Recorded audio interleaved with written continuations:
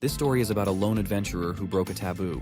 A diary of certain noblemen once said, "Devouring monster is a taboo in this world. For a human to eat monsters means to take in their evil essence." The first symptom that appears upon absorbing it is a feeling of elation that cannot be expressed by mere words, accompanied by strengthening of the body. The second symptom is severe headaches, nausea, and intoxication. The third symptom is sudden death, or possibly they could turn into monsters themselves after consuming the evil essence. Frontier City, Bologna, is a territory home to multiple labyrinths. Among those labyrinths, there is one called the Miasma Labyrinth. The air inside this labyrinth chips continuously away at the status of visiting adventurers. This specific labyrinth is hated by other adventurers, but our protagonist always visits it. Before he knew it, he was getting recognized as the Miasma Scavenger. Like always, he is on another raid, exploring the labyrinth. On the 6th floor of the dungeon, he finds the miasma grass in great quantity, and this discovery seems to be a normal thing for our adventurer. The miasma grass has the effect of purifying miasma and is an irreplaceable source of income for him, though he decides to take just what he needs. After gathering enough miasma grass, he decides to leave, but on his way out he comes across a herd of miasma rats. Many of the monsters in Miasma Labyrinth use miasma or poison, contributing to the reasons why adventurers don't like raiding Miasma Labyrinth. However, that won't work against our protagonist. It takes him no effort to obliterate miasma rats. But when he is about to be overwhelmed by the sheer amount of rats, he is saved by a bunch of adventurers who appear to be a bit arrogant. Although he was helped by the arrogant adventurers, he didn't like how they used a surprise attack, which could have turned into a tragedy if he hadn't dodged it at the right time. One of those adventurers sneaks inside the room where Rude found miasma grass. This is where Rude realizes that these adventurers were following him all along because they wanted to harvest his spot. The adventurers deny the fact that they were following him and claim that they just happened to meet him there and save him. The tension in the room increases when the adventurers with a high sense of pride prepare for combat. Rude reluctantly thanks the adventurers, canceling out any potential quarrels. Sometime later, in a local restaurant called Full Belly Restaurant, the adventurer is shown to be being bullied by even more ill-mannered people. He is mocked for his inability to defeat monsters. Rude possesses a unique skill called Abnormal Status Nullification. It's useful for exploring the Miasma Labyrinth, but it doesn't give him the suitable skills to defeat monsters, something vital for adventurers. As someone who didn't have any combat skills, he wasn't welcome to any party and was named the Miasma Scavenger because he always scavenged for items in the lower levels of the Miasma Labyrinth. In other words, with his failure of skill, he is an outcast as an adventurer. Being a grown man, he has to fight a life-or-death battle against a mere rat. He wonders if he has to keep living his life as the Miasma Scavenger. The next day, he visits the Adventurers Guild, planning to find another colony. When he looks around, he finds the room in uproar. He goes up to the receptionist to ask for any good requests. The receptionist informs him that a new labyrinth has been discovered. A new labyrinth is filled with treasures and magic items. It's a golden opportunity for any adventurer. Following this news, the receptionist also addresses the sudden price drop in the miasma herb. Rude is taken aback by this surprising receptionist's remarks. In response, the receptionist explains that the Miasma Labyrinth was never popular to begin with, and for the time being, since people will be going to the new labyrinth, there will be no demand for miasma herbs. She further reveals that the new labyrinth is in the Avalio Mountains, but Rudy isn't allowed to go there because the exploration requirement of the new labyrinth is to be D rank or higher, and unfortunately, Rude is an E rank. He insists on exploring the new labyrinth, but the receptionist tells him that there's no exception to these rules, and even if he somehow makes it, he will end up dying in vain. Seeing Rude eager to go inside the new labyrinth, a man invites him to join his party as a porter. Rude is on the carriage going to the new labyrinth in the Avalio Mountains. The person that invited him to join in as a porter appears to be nice to Rude. He explains that he wanted someone to carry the materials from the new labyrinth, but couldn't get a hold of anyone. Rude understands that since all the adventurers in the guild are gathered in the new labyrinth, securing a porter is difficult. However, the party Rude was invited to isn't happy with Miasma Scavenger being their teammate, except for the probable party leader. The party leader tries to convince his party that Rude is not a newbie. He has been adventuring for a long while. He then introduces himself as Bayer, the leader of the Scarlet Sword, and a D-rank adventurer. Bayer's party comprises another 2 D-rank adventurers, Sasha and Rick, and together they are Scarlet Sword. Likewise, Rude also introduces himself but keeps it brief. Bayer asks Rude for his guild card, and Rude gives it to him. Rude is a level 7, rank E hunter, with considerably low stats, and he can use fire magic. Although he can use fire magic, the power is too low for use in battle, but it does sort of come in handy in dark places and the time when he is cooking. Bayer says that it's plenty helpful. Soon after, the party of adventurers arrives at the recently discovered Avalio Labyrinth. Seeing the empty entrance, the adventurers assume that they are the first ones to arrive. However, that's not entirely true, as the labyrinth is already crowded. Most adventurers have already gotten their hands on the treasure and special magic items. Our adventurers appear to be frustrated after seeing the adventurers everywhere, especially Sasha, who couldn't bear it. Rick suggests they should dive deeper. There would be fewer people further down the labyrinth. Rude shares his opinion on the matter and says that it's better if they start with mapping the first layer. However, Sasha and Rick don't like seeing Rude, an average E-ranker, giving out his opinions. They even badmouth him. But Bayer calms the situation down. Bayer says that here he agrees with Sasha and Rick because if things go on like this, they won't get any good results. Since the party leader decides for everyone, Bayer decides to go even deeper. Soon enough, our adventurers arrive on the 4th layer of Avalio Labyrinth, and proportionate to the layer of the labyrinth, the difficulty also increases. This is where they are attacked by aggressive beast-type monsters, though. It's only Rude that struggles to even land a hit. In a critical moment, he is saved by Rick. Astonished by the strength of Rick, Rude further looks around and sees Bayer and Sasha overpowering the monsters too. In no time, the adventurers take care of everything. The 4th layer of Avalio's labyrinth doesn't have any other parties around, and the adventurers are glad about that. Despite the labyrinth levels, the monsters aren't that strong. Luckily, they also found some treasure. Rick, being bossy, orders Rude, the lowest ranked adventurer in the room, to collect the materials from the monsters. Rude refuses to collect the materials because the monsters he is supposed to collect materials from are very damaged. Moreover, Rude concludes that the magic stones most probably are also shattered as well. Rick isn't too pleased with Rude's response. He asks him to not slack off and do his duties. Rude is very used to dealing with people with that kind of demeanor. Even though he is humiliated, he stays composed and agrees to perform his duties as a porter. Although he swallowed the humiliation, he isn't very satisfied with the visuals of the monsters' corpses. Everything is all mangled, the guts and blood smell awful, and the level of damage dealt to these corpses is not normal. To find an easy solution, Rude attempts to burn the monster's corpse. Rick sees this and presumes that Rude must be cooking it. Since they have been exploring the 4th layer of the Avalio Labyrinth, Rick remarks that he is hungry, and even the monster meat is starting to look delicious to him. Sasha tells him to not say that, even if he is joking, because it's taboo among adventurers to eat monsters. There is no knowing what would happen if someone tried to consume the monster. The mana is absorbed into the bodies. Rick replies that he was just joking. He intends to eat tons of delicious food with the money he has earned. Out of the blue, the ground starts shaking, and fear strikes everyone standing there. When the shaking slows down, a B-rank monster, a Minotaur, makes a dramatic entrance. After beating numberless monsters, the adventurers wonder why a B-rank monster is on the 4th layer of the Avalio Labyrinth. Scarlet Sword is convinced that they can't beat a B-rank monster by themselves. In a moment of panic, Bayer asks Rude for his backpack and tells him to keep an eye on the movement of the Minotaur. Minotaur isn't a regular monster that can be easily defeated. Even though he is anxious, Rude waits for Bayer's call. Standing beside Rude, Bayer takes out his sword and abruptly lands a grave wound on him. He does it while having a big grin on his. As he commits this atrocity, he says that it's his great plan. Following the fall of Rude, Bayer calls his party mates for a quick escape. To make matters worse, Rick uses his unique skill, the Warrior's Engagement, which makes the target the focus of the monster's attack. To make it even worse, Sasha uses her skill Haste, which doubles the target's speed. Rude realizes that he has been done dirty. Scarlet Sword adventurers were planning to abandon him from the start, and even Bayer himself tells him that there is nothing special about Miasma Scavenger. So why else would they bring him otherwise? The 3 adventurers waste no time to make a run for it.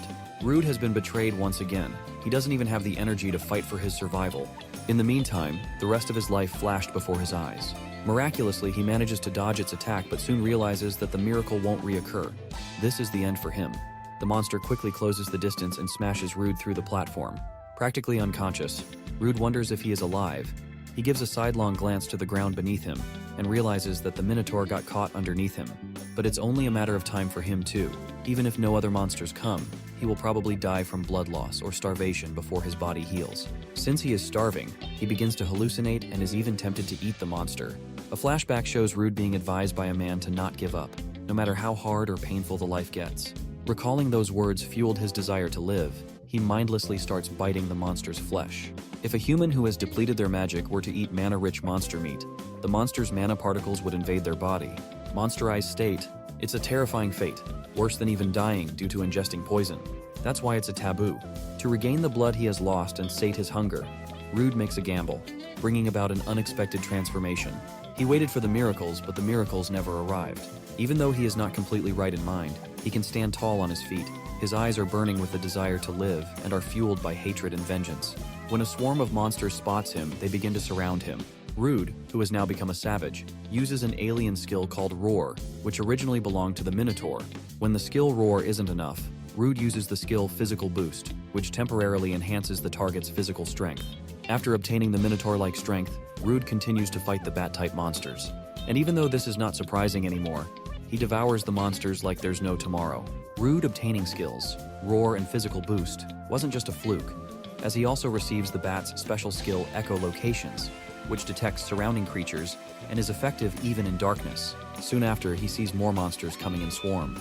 At this point, both Rude and the monsters are rushing toward each other. Only one side will be subject to the title, the ultimate apex predator. Rude has become a ruthless monster slayer.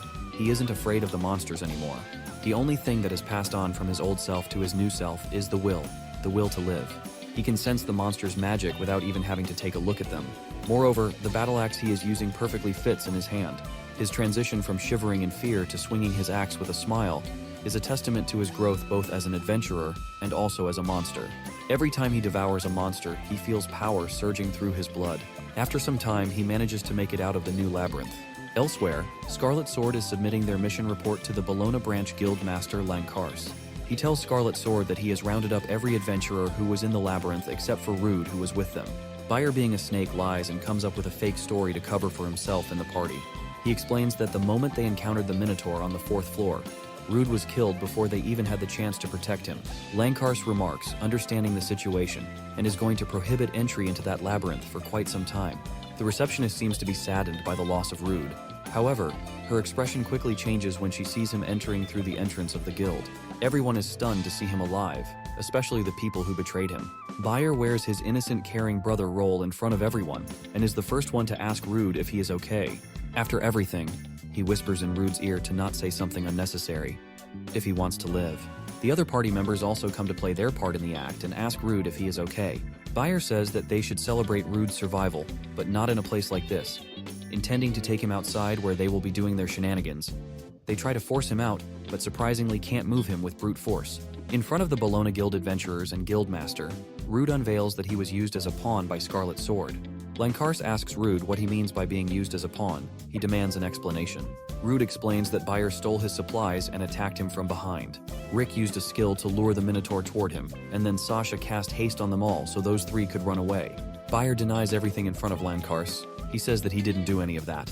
To settle this matter, Lankars has a way to clarify the truth of the matter and summons the Truth Officer. Seeing the Truth Officer, who rarely leaves the capital at the Bologna Branch Guild, Scarlet Sword starts to panic.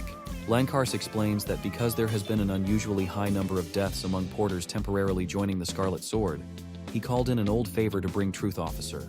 He asks the Truth Officer to reveal who is out of Bayer's party, and Rude is speaking the truth. The Truth Officer removes the cloth that was covering her mouth and remarks that the members of Scarlet Sword are lying. Rude's claim is the truth. Instead of accepting the Truth Officer's remarks, Bayer resists and says that the Truth Officer's word couldn't be believed. Lankarsi explains that skills like Truth Skill are impossible to acquire later in life. Its effectiveness rivals that of a unique skill. No lie can pass before the Truth Skill. And what could be more trustworthy than the words of someone who had pledged to dedicate that power to a country? Abandoning your comrades is an adventurer's taboo. Lankars appears to be aware of the fact that Scarlet Sword has intentionally injured their comrades and used them as disposable pawns previously. If they were to be thoroughly investigated, all three adventurers would certainly have their adventurer qualifications revoked, and they all would be reduced to slavery. Bayer hates the thought of working as a slave. He blames the Truth Officer for being there, something that is extremely rare. He rushes at the Truth Officer and aims his sword at her, but Rude steps in at the right time and blocks Bayer's attempt. Rude tells him to not touch the Truth Officer, and following this comment, he punches him in the face, smashing him through the wall on the far side of the room. He told Bayer to stop because it was no good. After this, Rude discusses Scarlet Sword's situation with Lankars and the receptionist girl. Rude is informed that the three adventurers will be taken in by the staff and will undergo a proper interrogation. If it is confirmed that they are repeat offenders who use their porters as bait, the members of the Scarlet Sword will lose all their possessions and adventurer qualifications and will be reduced to slavery. But Bayer went as far as to cross the Truth Officers. He probably won't appear before Rude ever again. They lost the rights of the profits gained in the new labyrinth. Lankar says that in this case, Rude should be the one to receive it rightfully, and then surprises him with a leather pouch that has 20,000 Regan inside it. Initially perplexed, he begins to show excitement when he thinks about how he could cover his living expenses with this money. Under normal circumstances, it would take him a while to accumulate such an amount by diligently gathering miasma grass. He notices the people around him aren't insulting him, and that may be because they saw him earlier, entangled in Bayer's situation. Still, he knows that the people who normally insult him won't be kind to him either. He thinks that if he continues to stand out, there may be those who might find his sudden rise in status suspicious, so he decides to proceed with harvesting the Miasma Labyrinth like before. Now that he has got some money, he thinks of getting the gear and eating whatever he wants. As soon as he gets out of the guild, he heads to a tool shop where he spots a magic bag on the display for sale. He appears to be touched by the bag, and after purchasing it, he chooses to eat something next. The next day, Rude continues to scavenge in the Miasma Labyrinth. The monster that he was struggling against the other day can now be defeated without much of a hassle. He uses Appraisal, a skill to view his target's status. The Miasma Rat is a level 9 monster that has a relatively high HP and agility.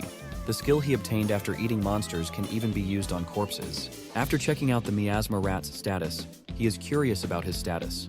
He wonders how much has he improved, and makes a rough estimate that he must be level 20 because killing the rat was easy. He opens his status and grasps that everything has changed since the last time, and he is now level 42 with 188 health points, 156 strength, 136 endurance, 136 magic points, 112 spirit, and 125 agility.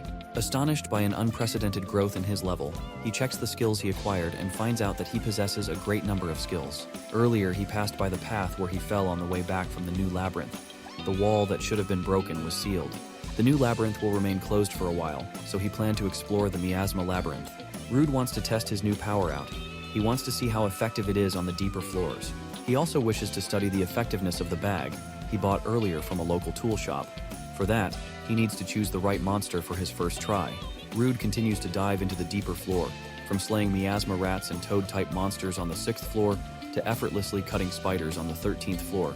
However, he still isn't clicking with the monster spawning on those floors, and wants something challenging to test out his new skills on. He gradually makes it to the 24th floor, where he sees a single lizard soldier, a level 25 monster that normally coordinates with their companions and fights as a group. He thinks that if it's a lizard soldier, it might be worth a try to test out the thing he bought earlier. Rude sneaks up behind the monster but barely manages to leave a wound on its arm. Instead of retaliating, the lizard soldier attempts to escape. Soon, the narrow alleyway the monster was running towards led to a dead end. But somehow Rude is the one who gets the feeling as if he is going to be the one who's going to be hunted. He soon realizes that he has fallen into the monster's trap. Rude has been set up, and even though he may have an advantage with the level, he is in a bad situation. He is getting overwhelmed by the number. With no other more efficient plan, Rude decides to go all out and take the monsters one by one. He proves to be several times stronger than the lizard soldier, but his advances are made redundant by the remarkable teamwork of the monsters. Just when he is about to slay one of the soldiers, another soldier jumps in with a shield and covers his kind. The surprise is followed by a sneak attack from behind, but Rude once again dodges it. He wonders how many of the monsters are there. Rude isn't shocked by the fact that these monsters are good at working with each other. He is taken aback by their tremendous use of ambush tactics and the degree of coordinating their movements. Rude noticed that just before the monsters showed their amazing coordination, there was a high-pitched sound. It was from the General Lizard, operating from the back. He uses his appraisal skill to check out the monster's stat, and finds out that General Lizard is a level 32 threat who outstands with his one-handed swordsmanship and command ability. He perceives that the General Lizard is the boss. General Lizard once again commands his soldier to attack, using his high-pitched sound. In response, Rude activates his physical boost skill to counterattack. Instead of fighting the soldiers, Rude leaps into the air and attacks the general with his sword. However, despite being lower in level, General Lizard is unscathed. The monster immediately retaliates by aiming his sword at Rude. Rude is in a position where he can't dodge it. Then all of a sudden he activates his skill Steel Body, which he acquired from the spiders. Rude is sure that he felt the impact from his previous attack, but for some reason, there are no scratches on the body of the General Lizard.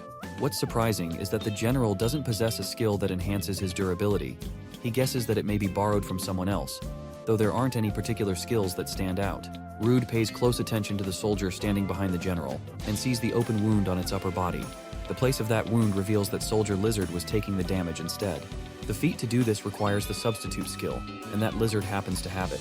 Rude sets its eyes on the substitute lizard and kills him in an instant before it can even react. Seeing his ghouls die, General jumps at Rude, though he seems to be already prepared for such scenarios. Rude activates thread manipulation, a spider native skill, and uses the silk thread to climb up. When the lizards gather around, hoping to catch Rude, he manipulates and casts the thread like a net to catch everyone. Since the monsters are now unable to move, he calls it his victory. Rude wastes no time in beheading the general. Now it's time for Rude to eat the lizards. He also thinks of using the bag he purchased with the money he got from the guild. The space inside the bag is expanded by magic, and the weight is completely reduced when it's closed. He takes out the utensils and seasonings for proper cooking this time. When he was on the hidden floor, he was just desperate to survive. Trying out some properly cooked meat was what he always wanted to try. Now it's time he eats something good. He chops the meat into slices and cooks those pieces in a frying pan. Before trying out the meat, he imagines how delicious it may be now that it's cooked, and soon takes the first bite to realize how heavenly and delicious the properly tended meat is. He believes that he might get addicted to the monster meat because he never thought it would be good to that extent. While eating, Rude notices that he has got new skills. He once again regresses to the question, how can the monster meat be so good? He assumes that it could be related to the magical powers that monsters possess. The skills from the Minotaur armor spider and evil eye have been quite helpful. As for the monsters whose skills he hasn't tried yet, there's the Thunderwolf and the Black Serpent. Now all excited after consuming some exquisite monster meat, Rude decides that on his way back he is going to try eating more of a variety of monsters. When speaking of skills, he remembers that the lizard with the substitute skill was also there. After this, he dives into the 21st floor and continues his hunt.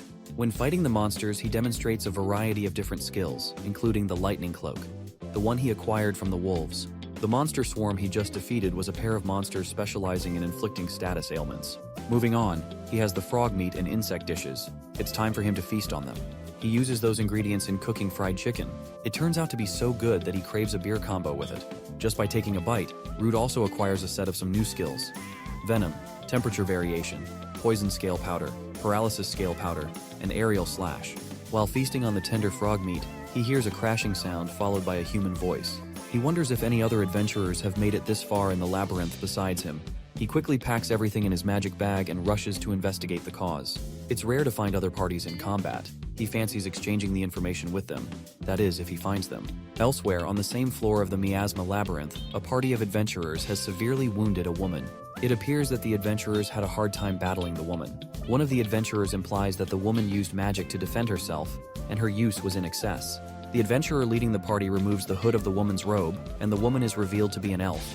While thinking about how much an elf woman would sell for, the adventurers hear Rude's voice from behind. As he is making a cold entry, he remarks that he was hoping for some friends, but it doesn't seem like these people would be that easily gullible.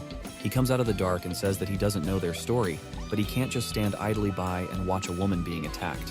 The leader of the vicious adventurers party asks for Rude's introduction.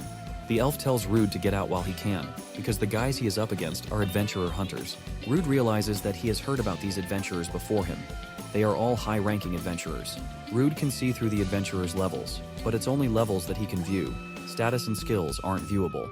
The leader of the party, Falzas, is a level 65 adventurer. Shocked by something quite strange, he contemplates if the adventurers have some kind of concealment skill or counter-magic tool. Falzas orders his companions to take Rude down. His party members were eager to attack Rude. They were impatiently waiting for his order. The first person to attack Rude is a psychopathic guy with his tongue out. Despite his shabby appearance, he is agile with great stamina. The psychopath applauds Rude for standing strong, and Rude tells him that it is because his opponent is weak, simply mocking the guy. The crazy adventurer is enraged by Rudy's funny comment and says that he is not weak and is going to prove it by smashing Rude's skull. Rude emotionally overpowers his opponent when he gets too close to Rude. He cleverly blocks the attack and immediately spits out venom through his mouth, using the skill Venom. Xarius, the psychopath, screams as his face begins to melt. The adventurers opposing Rude are taken aback seeing Rude spitting out venom. They conclude that he has become a monster. Rude himself knows that his way of fighting is reckless. It's completely unlike how a typical adventurer fights, but thorough and thorough. This is how a weak person like him has survived inside labyrinths. Falzas wonders if the poison used by Rude is a unique skill. He becomes wary of Rude and believes that he must not be underestimated. He tells his two other companions to charge together with him, and the three of them jump at Rude all at once. Rude does an incredible job of dodging the enemy attacks though. He understands that if he stops for even a second, he will get killed. Soon it is disclosed that Falzas is too quick for him, as Falzas kicks him in the face. However, at the right moment, Rudy activates the skill Steel Body, which protects him from not being hurt. Although Rude may have saved and absorbed the hit, the impact isn't completely sucked up, as he slips into a swamp. Falzas, being the strongest in his party, is sure that his hit could have broken Rude's neck. If he is still standing on his feet, then that means Rude is a tough warrior. One of the adventurers tells Rude that he is going to snuff out his life. However, instead of resuming the fight, Rude starts running in the opposite direction. Exasperated, the adventurer shouts at Rude to not start running now. With only revenge on his mind, the adventurer tries to follow Rude, but is stopped by Falzas, who reveals that the swamp is poisonous. It isn't guaranteed that someone would come alive after going any deeper into it. Falzas convinces his comrade to wait for Rude to come out of the swamp because there's no way he would be able to withstand the poisonous swamp either. Rude is frustrated. He wonders how long the adventurers are planning to stay near the poisonous swamp. He thinks he was lucky to have fallen into a poisonous swamp, on top of the usual miasma.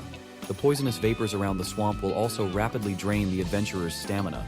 Soon after, this is proven to be accurate, as the adventurers are already drained of energy in about 10 minutes.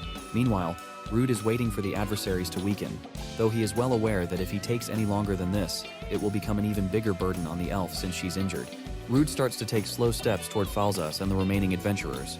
He asks them how they feel being affected by both poison and miasma. Falzas and his companion remark that Rude has caused them a lot of trouble, believing that Rude might also be out of stamina.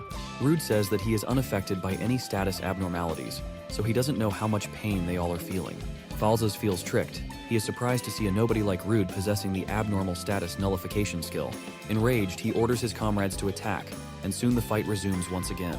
However, the adventurers aren't able to keep up with Rude, due to the miasma accumulation inside their bodies which lowers their stats.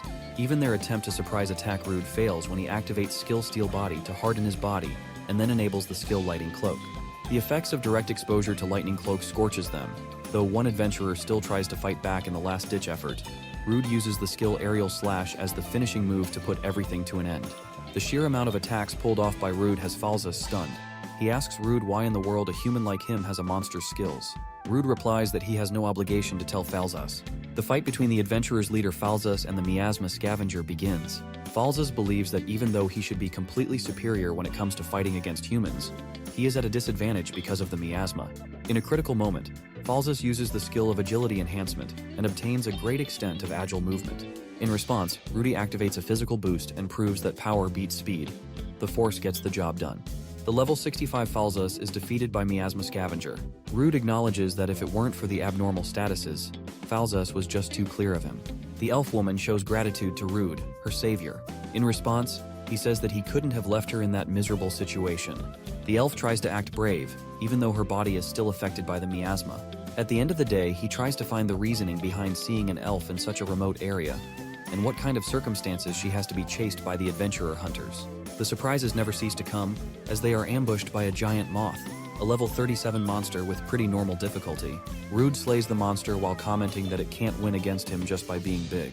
He uses Aerial Slash, though he isn't able to finish it because of the unprecedented jump scare from the monster. The debris of the collision nearly hits the elf woman, but she luckily manages to prevent any injury from happening. Rude uses skill Aerial Slash, and this time, it deals great damage on the giant moth.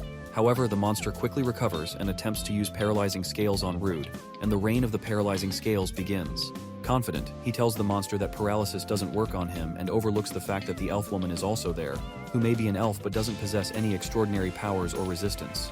However, the elf woman seems to be prepared, as she uses wind magic to divert the direction of Scales, shocking Rude. Soon, Rude manages to slay the monster. The elf woman, mesmerized by Rudy's skill, asks him how Wonder Paralysis doesn't work on him.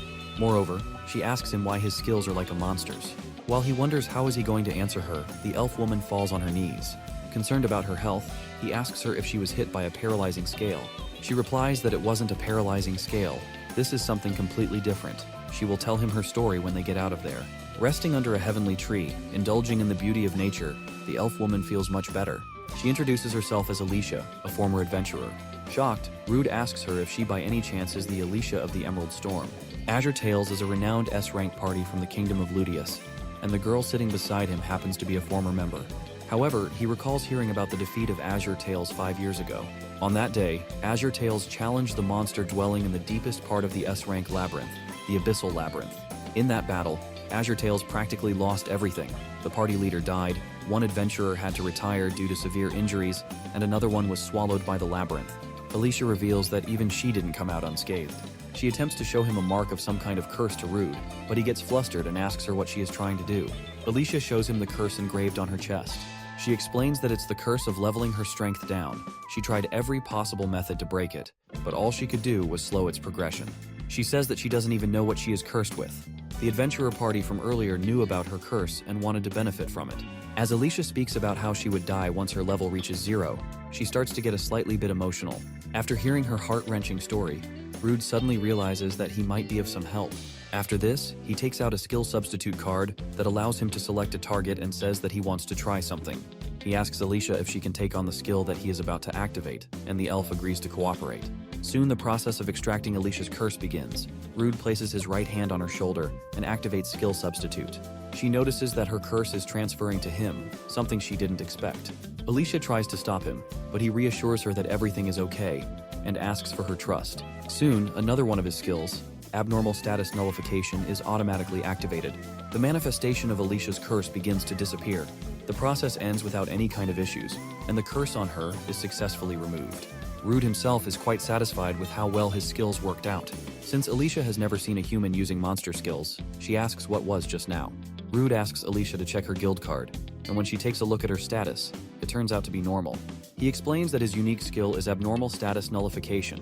He tried it on her because he believed it might be able to nullify her curse. She calls him an idiot for taking such immense risks, but dearly appreciates him for helping her, someone he just met. Rude and Alicia are having dinner at the Full Belly restaurant. Alicia is enjoying the food and the quality of the alcohol. She gives kudos to Rude for discovering such a good place. However, he doesn't know how to respond to her because they got kicked out last time. Seeing her drinking too much alcohol, he asks her if she's okay with drinking that much because she was badly injured just a moment ago. She says that she has recovered. And besides, on an auspicious day, such as this one, how could one not drink? Not long after, Rude asks Alicia what she plans to do from now on. She reveals that she doesn't have a solid destination that she could go to, and wishes to know more about Rude. And why did he decide to become an adventurer? Long ago, the village he lived in was attacked by monsters. He lost his family, friends, and people he was acquainted with. But thanks to an S-rank adventurer who rushed over to the scene, he was able to survive. That's something he will never forget. He wanted to become an S-rank adventurer like his savior, hoping that he could save a lot of people. Alicia says that it's a nice goal to have because that's something she also dreamed of reaching. She intends to gain more than she had before she was cursed. Moreover, she is certain that her companions are still trapped in the deepest part of the Abyssal Labyrinth. Whatever the outcome may be, she wants to challenge that horrific monster once again. Alicia offers a deal of joining forces until they both gain enough strength to achieve their goals. She suggests they form a party together and reaches out to Rude to make this official. When Rude is about to decline her proposal, a group of thugs catch Alicia from her wrist and make fun of Rude for drinking with a beautiful girl. They are the same people who called him trash and bullied him in this same restaurant before he was deceived by Scarlet Sword. They approach Alicia offering her a drink, but Rudy tells them to let her go. This angers them, and one of the bullies grabs Rude from the collar. Before the conflict intensifies, she stops them both. She suggests, since they are in a pub, they should settle it by seeing who can drink the most. Even though she suggested that Rude and the bullies should settle it with a drinking contest, she takes part in it instead of Rude. When the night falls, their friendly contest ends with Alicia coming out as the triumphant one, though she is also high as hell. Rude compliments Alicia, telling her that she did great because she had already drunk quite a lot before the drinking contest. She speaks up that she hasn't fallen so low that she would sit still. She remarks that as her speech slurs. Not long after that, she passes out. Rude uses the skill substitute to transfer her drunkenness to himself, allowing her to be sober again. Engrossed by Rude's substantial number of unique skills, she says that they must form a party together, and once again begins drinking. After liquoring up, Alicia stares at the special dish of the Full Belly restaurant, a salt-grilled Barnama, though. She seems to be already aware that she can't try it. The manager explains that a monster has taken up residence in the Barnama's fishing grounds. He has notified the guild, but it appears that none of the top adventurers are currently available. The manager asks them if they would like to take on the request. Soon after, our adventurers travel to the Barnama's fishing grounds, a place that is in complete harmony with nature. Both Rude and Alicia are excited to be in such a visually striking place. Their luck meets no end, as they are immediately attacked by the monsters they come to hunt. However, what they called the luck soon turned into a nightmare. They are surrounded by an unfathomable number of monsters. The monsters they are facing are known as Gurnib. It is a level 23 with stats proportional to its level. The monsters attack by spitting out water with great applied pressure. The monsters are not just a few. The number of water bullets he is fighting against is too many. He can't avoid all those attacks if he is using the boat as a foothold. He jumps out of the boat and dives into the water. He does it to grab the Gurnib's attention. When every monster that was targeting the boat saw an even easier prey, they prioritized eating Rude. When the monsters get closer, he activates Lightning Cloak to electrocute the monsters. Rude's special attack allows him to defeat a majority of the Gurneibs. However, some Gurneibs are too deep underwater and do not attack him in the first wave. He tries to decipher the meaning behind the puzzling situation. Before he dives in deeper, he informs Alicia about what he is going to do and also tells her that he needs her help with something. Shortly after, he ties the rope around his waist and dives in. Soon he reaches the point where a swarm of Gurneib monsters are lurking around aimlessly. He is surprised when none of the monsters attack him. Through logical and critical thinking, he realizes that the monsters behave oddly, like they are protecting someone, or maybe something. Regardless of what he observed, he continued to descend deeper. Suddenly, he notices something with a lot of tentacles. Because of the blurry vision, he isn't able to see anything clearly. He uses the appraisal to see the newly discovered monster's stats. The hermit crab-like thing Rude is seeing happens to be a level 38 monster named Tentacles, with relatively high health points, multiple times higher than its natural agility. Rude witnesses the monster tentacles giving birth to Gurneib with its tentacles. As soon as the Gurneib are out of the pockets, they become fierce. If Rudy doesn't defeat the tentacles, there's no point in continuously killing the Gurneib. Since the monster isn't showing any sign of attacking, he decides to make some preparations first. However, what he initially assumed was the case wasn't precisely the case, as the monster, which is supposed to be protected by the Gurneib, is attacking Rude all of a sudden. Moreover, Gurneibs are also not relenting down. The reason Gurneibs weren't attacking him earlier was because they were trying to take his attention off of the feeler. Rude uses Lightning Cloak to avoid being eaten by the Gurneibs. Since the monster has wrapped its arms around Rude and he seems to be embracing that moment, he tries using Lightning Cloak again to locate the monster's vulnerabilities. However, the giant monster cuts off its feelers before it gets electrocuted. Stunned, he remembers seeing the autotomy skill. Since it immediately cut off its feelers as soon as it was struck by the lightning, it managed to avoid a fatal injury. Soon the position changes from Rude spectating the monster to the monster jumping over him. When he is about to run out of breath, he signals Alicia to pull the rope. Alicia uses her wand and pours some of her magic onto the rope to push it efficiently, leaving the monster devastated. Now lying down on the bank of the Barnabas fishing grounds, he is reducing stress by staying in a nonchalant position. When Alicia asks him if he is okay, Rude says that he is doing okay, all thanks to her efforts. After recuperating, Rude informs her about a boss deep underwater continuously producing Gurneibs. Moreover, the boss uses the accelerated healing skill, so he can't waste any more time. Alicia says that the monsters have a huge advantage over them in the water, so her magic won't work down there either. She asks him if he has a second plan. He speaks about a way, but quickly stops and reflects on the time he spent in the Miasma Labyrinth, eating monsters for the first time. Since Alicia told him about her curse and even formed a party with him, he thinks that he is also obligated to share his secrets with her, and that must be done before she replies. He asks Alicia to not tell anyone about what he is about to show her. Before long, he dives into the water with a new skill, high-speed swimming, enabling him to kill several Gurneibs in a single swing seamlessly. After outmaneuvering Gurneibs, he sets his eyes on the giant monster. The monster tries attacking him with its feelers, but Rude is too fast to be even bothered. He finds the weak point of the monster and wastes no time in penetrating his sword into its face. To top it off, he uses Lightning Cloak. The giant monster has departed this life. The blood is gushing out of its body. With this, the fishing grounds should return to their peaceful state. However, the problem is Alicia. She saw him devouring a monster. He wonders how is she feeling after seeing something not very human-like, and what she will say when he goes back. Rude comes out of the Barnabas River, hoping to see Alicia waiting for him. When he looks around and doesn't find her anywhere around, he wonders why he even assumed she would still be there. However, as soon as he gets out of the water, Rude is welcomed by her. Alicia reveals that she just can't sit still while waiting, so she starts gathering some branches for the campfire because it is going to help them dry their clothes, especially Rude. Seeing Alicia in her usual demeanor, he asks her if she is okay after seeing him doing a taboo. Alicia replies that it did surprise her quite a bit. However, he trusted her enough to reveal his secret. That is enough to make her happy. Rude thanks Alicia for being generous. He remembers that he cut a part off the boss to get its skill as well. Since he thought it would be strange if only he ate, he brought some Barnabas. Even if it might be weird to eat it next to a monster, he wants to give it to her, and she gladly accepts it. Rude says that while they eat, he is going to tell her about the first time he ate a monster. When he explains everything, Alicia says that it's still surprising how Rude can eat monsters. He says that it's thanks to that misfortune event, that a destined weakling like him got a step closer to his dream. She also thinks that the monster's taste must be quite delicious if it's cooked in the same way he does it. Rude is enjoying Gurneib fillets and miso braised tentacles. He agrees to what she just said. Rude says that he doesn't want to eat Gurneib anymore, but wants to try cooking it properly. He asks Alicia if she would like to try. Alicia humbly declines it and says that there's no guarantee she will survive with the same symptoms. She finishes her food and then properly invites him to join her party.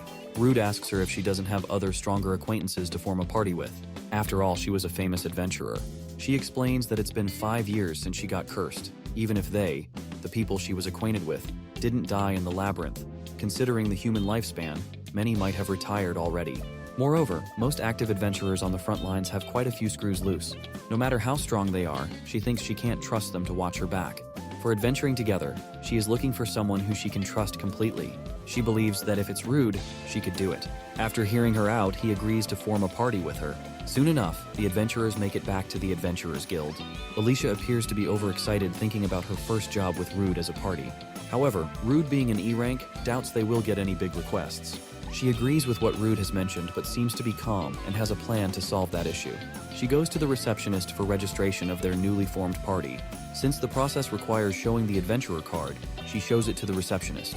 The receptionist is amazed after learning that the adventurer girl before her is an S rank, the infamous Alicia of the Emerald Stone, and her reaction is twice as hilarious as Rude's. Alicia is a level 43 adventurer with high magic and spirit points, and she has a ton-load of unique skills that the receptionist has never seen before. On the other hand, Miasma Scavenger is a reputed low-ranker who doesn't have anything special to stand out. The receptionist doesn't understand why Alicia is forming a party with Rude. Alicia says that she also likes to rank up Rudy and asks the receptionist what missing points he has. The receptionist checks out his documents and reveals that he has gathered enough achievements, but the battle record is lacking. Since he is very close to ranking up, Alicia requests the highest difficulty subjugation request that she and Rude can take on together. The receptionist reveals that it should be around Verona. The adventurers accept it and soon go out to take on the request: the extermination of a pack of gray wolves. Gray wolves are level 11 monsters with a natural scent detection skill. To take on these monsters, Rude uses his stealth skill. When his position is exposed, the alpha calls in reinforcement. Since he is dealing with a pack of wolves himself, he leaves the reinforcements to Alicia. Alicia deploys her spirit magic and summons Sylph named Sylphide, a type of elemental that is known for their agility and affinity with wind. Alicia commands her to use Great Wind and slice through the enemies. Sylph gets to work and soon kills every wolf in the range that was called in as reinforcement. Rude spectated the synergy between Alicia and her elemental Sylph. He noticed how tremendous it was, and there's no way one would be able to dodge that. When she remarks that her original power before getting cursed won't come out, he speculates how terrifying it would have been at her full strength. Just when he thought he had dealt with the pack of wolves, another pack of monsters jumped him. He is cornered to the point where he can't properly block or dodge it. Alicia's Sylph comes in clutch and rescues Rude. He discovers Alicia and Sylph's unique ability to use wind-based magic, which allows them to levitate in the air and enhances mobility. Rude thanks Alicia for saving him, but she tells him that if he is thankful, he should thank the spirit instead. She believes that they still can't let their guard down, and claims she saw about 5 more wolves watching them from the bushes. There are likely more of them hiding in there. Rude uses echolocation and discovers about 30 of them hiding in the bushes. He informs Alicia to attack where he tells her to. Alicia follows his lead and uses her magical spell to exterminate the monsters hiding in the bushes. Rude is aware that the skill of echolocation loses precision in open spaces, and even Alicia can't target too many spots at once accurately. But if they attack from the sides, they can herd the gray wolves into one place. This was Rude's plan, and Alicia has done her part in this mission. She leaves the rest up to Rude. Meanwhile, Rude stealthily manages to get closer to the monsters and uses paralyzing breath to paralyze the wolves from behind. The duo finally lowers their defenses and catch a breath. Afterward, they accumulate a total of 52 dead bodies of the wolves. Alicia says that she has never encountered so many wolves in one day, and guesses that their number must have reached that much. Rude asks her about the magic spirit she used earlier. She reveals she can use magic by powering power from the spirits that exist in nature. Spirits are generally everywhere, even though they don't show themselves. But to use their power, one needs to offer magic as compensation. Even so, you can cast powerful magic with little magic energy, and what he saw earlier was the epitome of it. Sylphide can render phenomena such as floating in the air. Rude admits that he has never heard of wind magic that strong before. While he is sharing his thoughts on the wind magic, Sylphide plucks Rude's hair, revealing her playful nature. Alicia says that the sky will be dark soon, and she wants to get back quickly. She makes Sylphide use her wind magic to fly them back home. Flying is something Rude has never experienced despite his enormously large skill catalog. He asks Alicia what other types of spirit magic she can use. She reveals that she specializes in ice, water, light, and earth magic, and spirits of darkness and fire aren't a good match for her.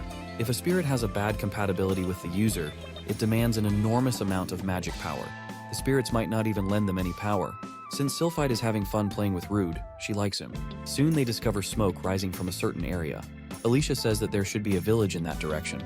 The village is being attacked by Baphomet, a demon spirit with a wide cluster of powers. Normally, gray wolves dwell in that area, and even the adventurers native to that village are perplexed by this eerie sight. They don't understand what is this monster they are being attacked by.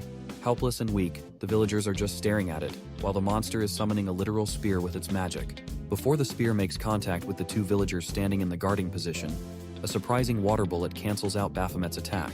Alicia asks the guys if they are okay, and upon confirming it, asks for a situation report. Meanwhile, Rude is preparing to fight the monster, and uses appraisal to take a quick evaluation of its difficulty. The monster is level 27, with exceptional skills. Even though its level is lower than a general lizard's, its stats are worlds apart. Rude feels that this monster is different compared to regular 27 levelers. Moreover, the monster possesses several skills. These include Principles of Fire Magic, Principles of Earth Magic, Echolocation, Increased Mana Recovery Speed, and Mental Strength. Since Rude's fire magic is too weak to be helpful in battle, he is excited to defeat the Baphomet, and then eat it to acquire its skills. Rude learns that the monster is physically strong too, as his attempt is blocked. He wonders if his attack was blocked due to the skill Steel Claws. With no other viable options, he decides to respond with brute force, and retaliates at that moment by activating Principles of Earth Magic. Rude barely manages to come out of its range. He realizes how smart the monster is when he notices that it fired all but kept 2 of its fire spears reserved to be used for defense. The monster is on guard, and Alicia suggests they should exchange information while they can. She informs him that the villagers haven't been evacuated yet, and asks the people from earlier to help guide the evacuees, though she still wants to find a way to avoid collateral damage. It's also not possible for Alicia to defeat Baphomet with powerful magic in one go. Rude guesses that Alicia's power must have depleted from the flight and her running about earlier. He believes they can't rely on her spirit magic, and tries to think of a plan. However, Alicia comes up to Rude and says that she will handle the magic part, and wants his trust on this. He rushes at the Baphomet, with Alicia supporting him from the rear. Baphomet's and Alicia's magic cancels each other out due to both being of opposite attributes with the same power. Following the cancellation of its attack, Baphomet utilizes the effects of the Principles of Earth Magic to launch another attack at Rude, though Alicia is still covering Rude. The monster is accurately firing pebbles of the same mass. Regardless of the jeopardy, Alicia is conserving magic power while avoiding collateral damage. He is amazed at her incredibly precise magic control. This proves that as a former S-rank adventurer, she is of a different caliber. Since Alicia is supporting him, Rude aims to end this soon. He enhances his physique with a physical boost and cuts off some fingers of the monster. This sends the monster on a rampage and it attempts to retaliate, but Alicia kills it with her fire magic. The monster explodes from the inside out. The villagers are witnessing their village engulfed in flames. Their expressions range from shock and despair to fear and sorrow as they reflect on the devastating loss of their houses. Suddenly, they hear an explosion followed by a horrible scream. One of the local adventurers wonders if the adventurers from earlier managed to beat it. Another villager comments that if he wasn't injured, he would have stayed behind to help them. While they are concerned about Alicia and Rude's safety, Alicia appears there, much to their surprise. She informs them about the defeat of the Baphomet. She reveals that she did land a fatal blow, but if it somehow managed to survive, to prevent the monster from reappearing, they are going after it. She asks the villagers for a favor. The villagers, all ready to fulfill any wish of their saviors, ask her how they can help her. Alicia asks for food in a light-hearted manner. Somewhere in the forest, on the outskirts of the village, Rude is waiting for Alicia around the campfire. Alicia returns to Rude and informs him that everyone was able to evacuate. The credit mostly goes to the adventurers there. She says she told the villagers that they would be chasing after the Baphomet, so it shouldn't be suspicious that the corpse disappeared. Rude apologizes for the trouble and then thanks her. His attention is soon grabbed by the visually and aromatically spectacular Baphomet soup. Before he feasts on it, he adds some mugwort and ginger. His first impression of Baphomet meat is decent. Even after properly cooking the monster, he can smell a distinctive goat smell through his sense of smell, but it's delicious if you ignore it. Now Rudy possesses all the skills that the monster had. Alicia is tempted by the looks of the perfectly prepared food, though she is still disturbed watching Rude eat a monster so comfortably. Rude realizes that Alicia may be right. It's scary how he is getting used to eating monsters. Rude is joined by some uninvited guests. Level 22 Monster Stampig, who possesses a unique skill called Flash Step, which allows them to move rapidly when moving in a straight line over a certain distance. Similar to real pigs, they move in small groups. Rude thinks this is the opportunity for his magic combat debut, and tries to attack the monsters with his magic, only for him to realize that his magic isn't working properly. One Stampig activates its skill and covers the distance in a split second, even running over Rude's food. Alicia reveals that she is running low on magic and can't offer much support. Rude, on the other hand, is furious. The food he prepared is wasted. He drained the blood from the Baphomet, removed the scum, and it took him a lot of time to do so. He wanted to enjoy it, so he did his best in trying to change its flavor. He wants the Stampigs to compensate. He expects the Stampigs to make it right by letting him eat their meat. Alicia grabs him by his collar and tells him to calm down. She explains that the skill of the Stampig that it used earlier increases their charging power. This makes even a single blow have considerable strength behind them. Her verdict is that they should fight at a distance that Flash Step can't reach. In other words, she wanted them to retreat. The adventurers have successfully evaded the Stampigs by climbing up a tree. Since the risk hasn't been eliminated, they stay there for a while. Alicia asks for an explanation of why his magic didn't work earlier. Rude is also bewildered over the fact that this is the first time he is unable to use the skills that he acquired through the Taboo. Eating monsters. She suggests he check that skill with appraisal. The description of both principles of magic, fire and earth, says that those who possess these skills will instinctively understand how to use them. Alicia concludes that even if he can't use those skills, then that could only mean that his brain can't comprehend magic, though she reconsiders her statement because Rude is quite okay-ish at using fire magic. She tries to correct her theory, saying that it isn't a valid explanation. Alicia thinks it through and manages to find a possible reason. She tells him that maybe he isn't able to use monster skills because he doesn't know mana manipulation. She also says that she doesn't know much about mana, and it's best if he tries it himself. Rude says that he would give it a try and starts the process of manipulating it. He tries to reassure himself that it's just like back then when he ate the Minotaur. His goal is to bring out the burst of power, and in no time, he succeeds in doing that. As long as he can sense the mana, he can use it like it's a part of his own body. He uses the fire magic and points it in the direction where Stampigs are. This creates an explosion and likely kills all the Stampigs. Rude got his revenge on Stampigs. They ruined his meal, but they now have become the food themselves. He apologizes to Alicia for making her wait for so long. She tells him that there's no need to apologize because she knows how necessary it is. Alicia shares her opinion on his magic skills. She explains that for him to use his magic skills, he needs to use mana, not magic power. And she noticed that his mana was depleted during his previous attack. She speculates he can use it continuously. Rude admits feeling the mana surging through his body. He instantly understood how to use his skills. He thinks that if mana can replace magic power, then maybe he can do something similar and strengthen his weapons or body with mana instead. Among adventurers, many choose to hone their magic power, and many among them also use it in close combat.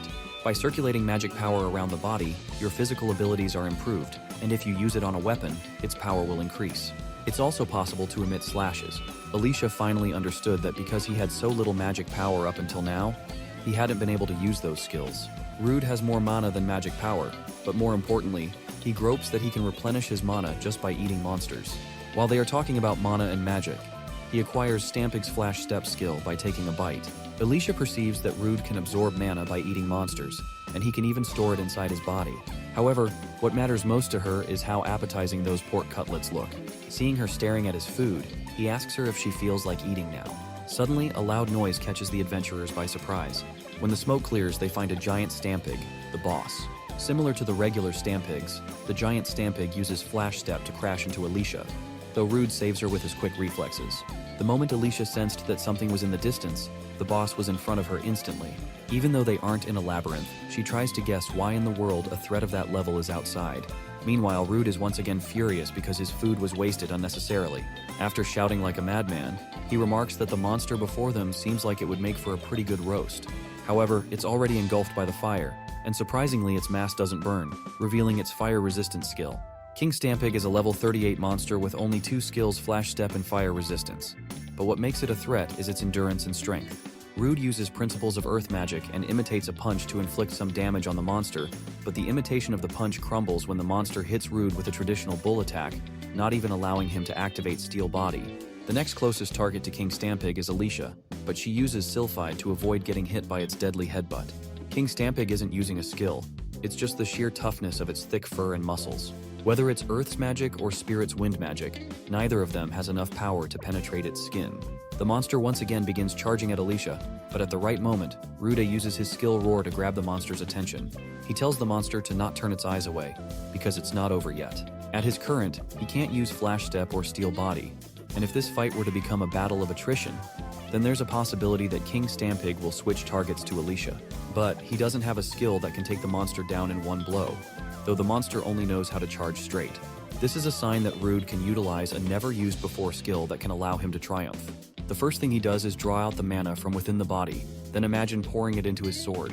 As the monster gets into the attacking range, Rude opens his eyes and swings his sword with all his might, cutting the monster in two halves. Alicia is shocked after witnessing Rude using mana to strengthen his weapon without any practice. He says that he tried it because it felt possible. Moreover, his mana has been leaking out. At the very moment, his sharp blade breaks into pieces. Alicia thinks Rudy's sword couldn't withstand the amount of mana poured into it. She explains a weapon is practically an extension of an adventurer's body. Both adventurers decide to end their adventure for the day, and Rude takes all the meat.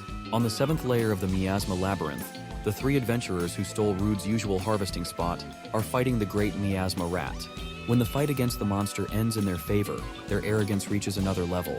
While laughing over the great Miasma Rat's dead body, one of those adventurers hears a low-toned sound. He decides to check the path where he hears the scream, and the rest of the guys follow him. They find a staircase leading to an underground room. Another adventurer comments that he is not feeling good about this, but regardless of his views, they continue to push forward, thinking it's a hidden path. They find a treasure chest in the room connected with a staircase. Even the chest is placed as if it's a trap. The adventurers think of opening it and looting the treasure inside it. They find a strong sword inside the chest. One of those adventurers highlights sensing strong magic coming from the sword. Rigard, the cautious adventurer who was hesitant to go there, says that this magic power they are sensing may be some sort of curse. The short, heightened adventurer, the most arrogant of them all, tells Rigard to stop being a killjoy. He explains why this treasure chest is important to them. They have been struggling because there weren't any ways to make easy money. Moreover, they haven't seen Miasma Scavenger around lately. He convinces them that this is a blessing from heaven for all the hard work they have done, because they have been doing dives late at night in hopes of finding something to make a living. Since Miasma Scavenger was mentioned earlier, Rigard tells his companions that Rude has been hanging out with an extremely beautiful elf woman. The other two laugh at Rude, thinking that he must have forgotten his social standing. When they are about to leave, Rigard appears to be starting at the treasure chest. At the frontier city Bologna, Rudy and Alicia are looking to purchase a weapon for Rude. They visit a smithy called Miner's Hammer, which is run by Dome, a weapon forging specialist. Dome is stunned looking at the sword that he forged himself to be in that condition. He believes that brute strength alone shouldn't have broken it into such a state. He asks Rude what he imbued into the sword. Alicia whispers into his ear, questioning if it's okay to reveal the information. Rude replies that he is going to explain everything, because he has known Dome for a long time, and Dome is the type that does not spill others' secrets. With that, he spills everything from eating monsters, to gaining powers, to imbuing mana into the sword. Alicia asks Dome why isn't he surprised. He says that as long as food tastes good to Rude, it doesn't matter what he eats. Dome agrees to make him a sword that can withstand blows imbued with mana, but it is going to take a while since he has to research how to craft something complex. Rude asks if Dome needs anything to continue. Dome demands some high-quality magic stones. Rude takes out magic stones that he acquired after slaying the Minotaur, General Lizard, and Baphomet.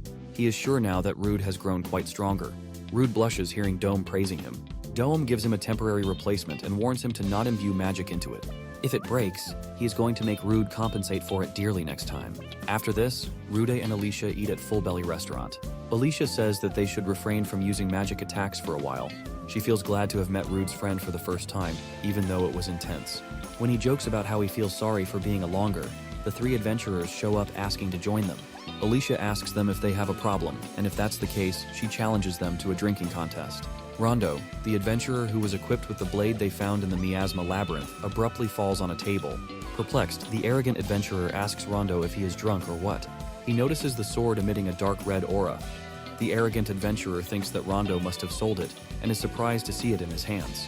Rondo awakens and attacks the arrogant adventurer, exacerbating a deep injury.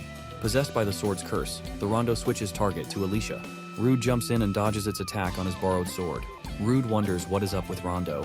The diners are furious seeing Rondo causing a commotion when they are eating, and most of them try to halt the fight by grabbing Rondo by his arms. Alicia attempts to use magic to stop possessed Rondo, though it might destroy the wall behind him, therefore she apologizes to the manager beforehand. Despite Alicia's fierce offense, Rondo gets back on his feet. Rude asks Alicia if she held back. She replies that an adventurer shouldn't be able to stand after being struck by something of that level.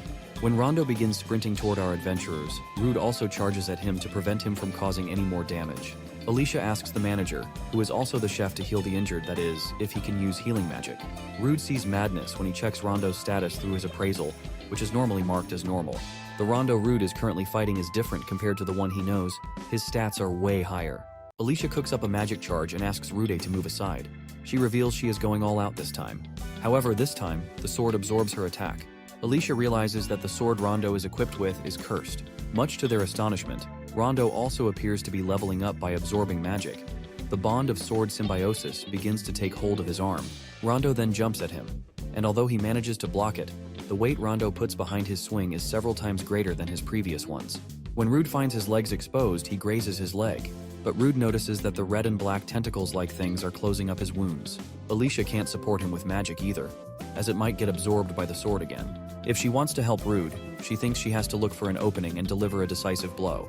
When Alicia and Rudy are planning to kill Rondo, Rigard comes out of the restaurant's destroyed wall and requests they don't kill his friend. He admits doing terrible things to Rude, but for him who couldn't succeed and could only look down on those below him, Magnus and Rondo were his only solace. He wholeheartedly requests they should spare his life. Rude says that he would try his best. Rude informs Alicia that he is going to use the substitute and demands she let him fight for a minute. He remembers it took him about 10 seconds to activate the substitute skill on Alicia. The problem in this fight is how is he going to keep Rondo under control while getting rid of the curse. Rude is once again attacked by Rondo, but he barely manages to block it. When it comes to retaliation, he just holds the magic sword back so the sword won't absorb the magic. He uses principles of the earth magic to confine Rondo's movement. He believes he can get rid of Rondo's curse the same way he did with Alicia, that is if the cause of his state is a curse. In the critical moment, Rudy uses substitute skills. The substitute ability makes Rondo regain control over his consciousness. He requests Rude to save him. Rude's efforts to remove the curse from taking possession of Rondo's body fail. When the substitute skill cancels out, he is thrown back. Rude realizes that it wasn't Rondo who rejected his skill. It was most likely that Sword's will. He guesses he could have a chance at winning if he was to weaken the curse a bit more. Rude uses principles of fire magic to weaken the curse, only to realize that Rondo broke through the restraints, though he managed to remove the curse from his left arm. With that being the case, he decides to attack outside the range of his right arm. However, that isn't going to be easy, as the possessed Rondo is showcasing incredible movement. But more important than that is how he absorbed his magic. This somehow gets far worse than Rude had imagined. The two-headed curse, Graham, takes over Rondo. The body that belonged to Rondo now isn't his anymore. This guarantees that he couldn't be saved anymore. Rude uses the appraisal to evaluate the incarnation's level, but it doesn't show anything other than his condition. Now, in its full potential, the monster continues the fight from where it left off previously. Just a few moments ago, Rude was stunned at how fast half-possessed Rondo was. But this new transformation of his is multiple times faster and more agile than his previous. Expectedly, Rude isn't able to suppress the curse's attacks.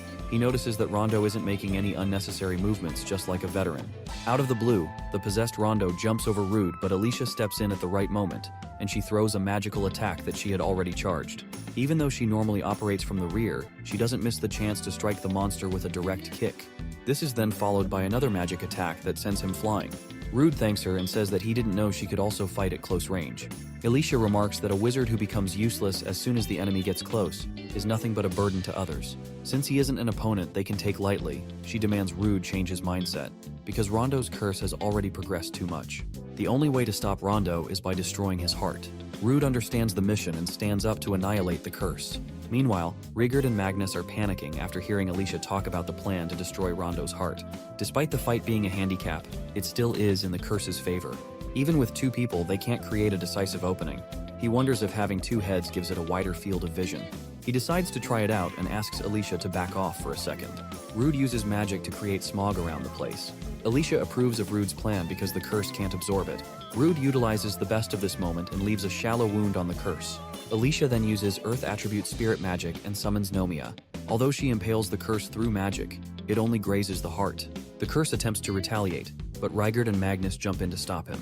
Rigard shouts that he will stop him even if Rondo has to embrace death. He says that it has to be three of them. The party is made up of the three. In the last-ditch effort, Magnus finally impales Rondo's heart. It had to be Magnus, Rondo's close friend who freed him from the misery of the curse. They are grieving over their friend's death, who couldn't have been saved. Rude picks up the cursed sword and wonders what to do with it. Even if he were to hide it, the next victim could appear the very next day, so that's out of the options. The sword has an eye placed a little over the handle. When the sword shows murderous intent, it screams kill. Rude tells it to shut it because such noises don't work on him. Suddenly, the Bologna Branch Guild Master Lankars arrives at the scene to check the gravity of the situation. He finds Rondo's dead body on the ground and glances at the sword that is currently in Rude's hands. He demands being enlightened about everything that happened there and suggests they should go to the guild.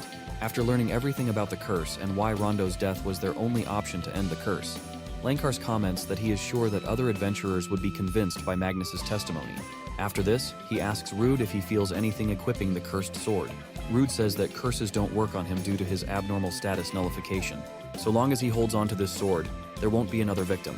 Lankars approves of him having the sword, but in exchange, if he is ever possessed by the cursed sword, they will do whatever it takes to stop him. Rude also agrees to his terms. He tells Rude and Alicia how grateful he is that these two were able to contain this incident, and he also extends his condolences to Magnus and Rigurd. After this, Lankar says that he doesn't think anyone will have time to relax because the number of monsters outside the labyrinth has been increasing at an abnormal rate, and the adventurers standing behind him were also called up for this reason.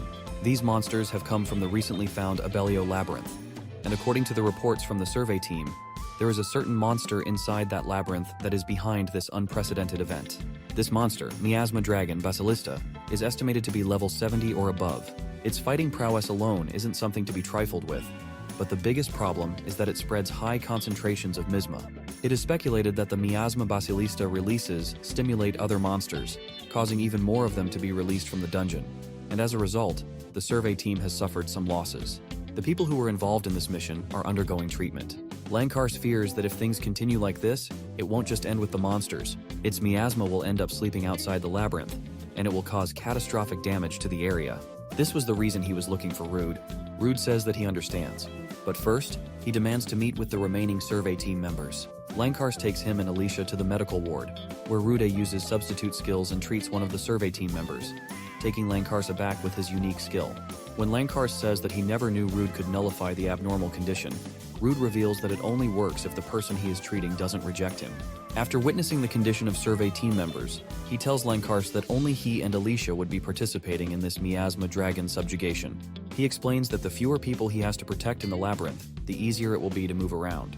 Moreover, fighting strong opponents is something he aspires to do. Lankarsi says that he understands and will entrust the subjugation of the Miasma Dragon Basilista in his hands. Since it's already night, they decide to get a good night's sleep and prepare themselves. On their way, Alicia asks if they are going to be alright with just the two of them. He replies that he can use his skills without reservations if there aren't any people around. After this, he apologizes for dragging her into this.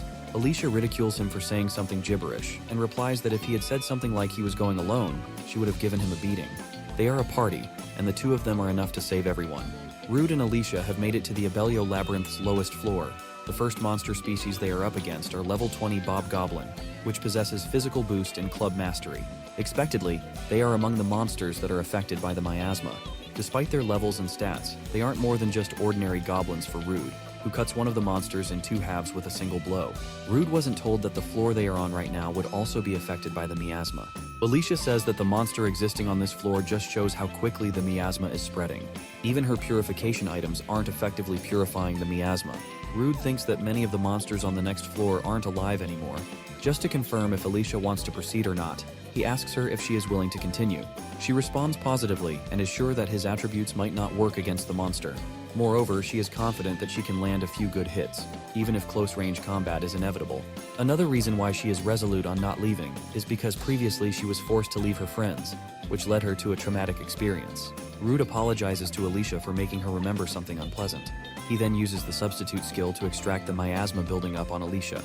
Rude reveals that he can remove the effects of the miasma whenever they make contact, but as soon as he lets her go, it will start to slowly build up again. Alicia suggests in that case, they should just hold hands and keep going like that. She reveals that she can't see her feet that well because of all the miasma, so on top of the substitute, he will be escorting her too. Their primary target is just 5 floors away, so they continue with their mission and proceed to the next floors. Soon after, the adventurers make it to the middle floors of the Abnormal Labyrinth. The deeper they go, the thicker the miasma gets. Rude uses echolocation and finds 2 monsters ahead. Alicia guesses that if they can survive in this dense miasma, then those monsters must be pretty formidable. Rude adds that these monsters seem like the type that he has never seen before. Rude shows the desire to fight these monsters, even though there is a detour. Alicia asks him why he wants to fight the monsters. Is it because he wants to eat them? He feels somewhat offended by her comment and says that it's a bit out of curiosity. He wants to test out the cursed sword, Graham before they square off against the Miasma Dragon. The 2 monsters, Rolling Beetle, are level 33 and have a good number of skills. These include Steel Body, which Rude already acquired from killing a different species of spiders, Revolution, Poison Resistance, Miasma Resistance. No wonder these monsters weren't affected by the miasma. And lastly, the Paralysis Resistance. When Rude gets the chance to start the fight, he activates Principles of Earth Magic and destroys the platform the rolling beetles were crawling on, only to realize that this didn't work. The beetle curls up its body and starts rolling forward, targeting our adventurers. He asks Alicia to do something about it. She uses Nomia and commands her to stop the rolling beetle. Alicia succeeds in stopping it, but says that she can't halt it for very long, and needs Rude to assist her. Rude gets back to being the tank of his party and draws out the cursed sword. He daunts the sword to not break on him and attempts to kill the monster in the blink of an eye. The cursed sword turns out to be so sharp that the stone cover that Nomia set up is also sliced into 2 halves. However, the monster isn't dead yet. Its scales were too shallow that not even a cursed blade was able to cut it. Rude believes that the cursed sword doesn't have enough power, so he asks Alicia to charge it with her magic. When the blade is charged with the magic of an S-rank adventurer, it unleashes its true power, annihilating the monster in mere seconds. Witnessing the death of one of its kind, the other beetle begins trembling in fear. Rude brings that monster's story to an end too with just a single hit. Rude praises Alicia for having pristine magic control. As they celebrate their victory, Rude once again grabs her hand and enables substitute skill to remove building up miasma. After this, he asks Alicia if he can have some more time. Absorbing the magic power didn't really restore the mana in his body, so he wanted to eat the monsters. He cooks up the rolling beetle and starts feasting out. Alicia asks him how he felt using the cursed sword. He explains that once he absorbs enough magic power, his physical abilities greatly improve. Alicia believes that if he pours his mana into the cursed sword, it won't break, unlike his previous blade. He wonders how effective this sword is going to be against the Miasma Dragon, which according to eyewitnesses' reports is as big as a tree. He divulges that his previous sword was better in terms of weight behind the attack. Suddenly, the cursed sword starts demanding something. Confused, Rude asks to confirm if it is meat that the sword is asking. The sword then explicitly asks for the magic stone. Rude takes out a magic stone from his bag and before giving it to the cursed sword, he mixes some of his blood into it. The sword gobbles up the magic stone and grows greatly in size, much to their surprise. Alicia inquires of him about how he knows the magic stone was what the sword was calling for. Rude tells her that the sword communicated with him directly into his head. He wonders if it got annoyed because he called it weak. Rude informs Alicia that he has pretty much figured out how to use the cursed sword. The adventurers seem to have made great progress. They are just a floor above where the Miasma Dragon was last spotted. Just when they mention the Miasma Dragon, they get to hear it roaring. But it's so unfathomably loud that even the ceiling above them is about to collapse. Rude suggests they should support the ceiling with earth magic, but Alicia does not approve of Rude's plan. She explains that if they try to protect themselves, the stairs will end up getting blocked, and they will lose their chances to fight the Miasma Dragon. Since it has come to this, she decides to break through all the extra floors and reach the floor they were headed for, the Miasma Dragon floor. After a rough adventure, our adventurers safely make it somewhere. They try to check the place around, but it's too dark. Rude uses his thermal search and discovers what is creating the mist. It is the Miasma Dragon, Basilista. They were told that the monster was level 70, but it was level 75 in reality. Basilista has every great attribute, but his agility is weak for a monster his level, though his vitality is over 500. The Miasma Dragon carries a wide range of incredible and rare skills. Rude also catches a glimpse of its fangs and claws, which are poisoned. But more importantly, the dragon has already noticed them, and this isn't a good sign. The mere glimpse of the monster sends them into a panic. Alicia asks Rude what kind of magic resistance this monster possesses. He reveals that fire, earth, lightning, and darkness won't be effective. She chooses to use other attributes. The Miasma Dragon once again roars, but our adventurers are ready this time. Rude wanted to keep his distance and watch from afar until he figured out the monster's attack pattern. But everything happened in just seconds. Moreover, he isn't sure how long can Alicia last in this thick miasma. He wants to end this as soon as possible. Like any mythical dragon, the Miasma Dragon shoots fire and nearly takes out Rude. However, Rude uses Flash Step and dodges the attack. The intensity of the attack melts the pillar and floor. Alicia, operating from the rear, calls out Sylphide, who uses wind magic and gets Rude closer to the Miasma Dragon. At almost the speed of sound, Rude manages to land a scratch on the dragon's skin, but is unable to fully penetrate it due to its thick skin. He is convinced that his sword and the magic he uses aren't compatible with it. Even Alicia's spirit magic isn't making any difference. The monster remains unscathed. While they are preparing their next move, the dragon throws the quills at Rude and Alicia by wagging its tail. Rude and Alicia both blocked that attack with steel body and spirit magic respectively. They wonder how they are going to deal with the dragon. It has high defensive power and even has various long-range attacks. Alicia asks for Rudy to buy her some time, and she reveals she is about to use her special move. While she is preparing to unleash her special move, Rude uses principles of earth magic and attempts to deal as much damage as he can in close range. Not only is he taking offense, but is also simultaneously defending Alicia. Alicia has left herself completely defenseless and is relying on Rude. She has to make up for his share and pour all of his magic power into this one attack. She summons all of her elementals, Salam, Urdale, Nomia, and Wakian, and continues to work on that special attack. Meanwhile, Rude is going all out fighting her and then tracking back to protect her. Soon she informs Rude that she is done preparing. He needs to get out of the way. Alicia launches her special move, Spirit's Quintet, which brightens the entire room. When the smog disappears, the monster is still standing despite all the injuries it has received. She failed to take it down and remarks that if she was at her full strength, she could have finished it in one shot. Rude calls her Spirit's Quintet attack a nice shot, and he tells her that it's his turn now. Alicia used all of her magic power unleashing her previous attack, and now can't help Rude. Rude tells her to not worry about anything, and that she should use the remaining magic power to protect herself. He says that he will be dealing with the monster from here on. To exhibit how terrifying it can be, the monster roars and shakes up the entire dungeon. Rude also uses the roar skill he acquired from the Minotaur to show the dragon that he isn't just a puny human. Previously, he absorbed the dark magic protecting Alicia, and it had a whole lot of mana infused into it. At his current, Rude's power is overflowing. All confident and eager to fight, he charges at the monster and cuts through the scales that are on its arm. Despite having an unfathomably fast acceleration and agility, Rude realizes that his sword is becoming less and less effective. The mana absorbed by Graham is gradually disappearing. Just when Rude is slowing down, the monster exploits his Miasma wave attack. Rude may be resistant to all sorts of Miasma attacks, but he is still being moved by the impact of the wave. The monster wags its tail and throws the quills at Rude. After calculating the trajectory of the quills, he realizes that dodging these spikes is quite possible, but what's impossible is dodging the follow-up move from the dragon. Regardless of the zero possibility of survival, he uses Flash Step, hoping to escape the attacking range. Unfortunately, he fails to flee from the range of monster's attacking range, and as a result, he is hit by its claw. Just before getting hit, he activates Steel Body, though he still can't escape the impact and is sent flying into the far corner of the room. He managed to figure out the distance he traveled during the Flash Step, but was still overpowered.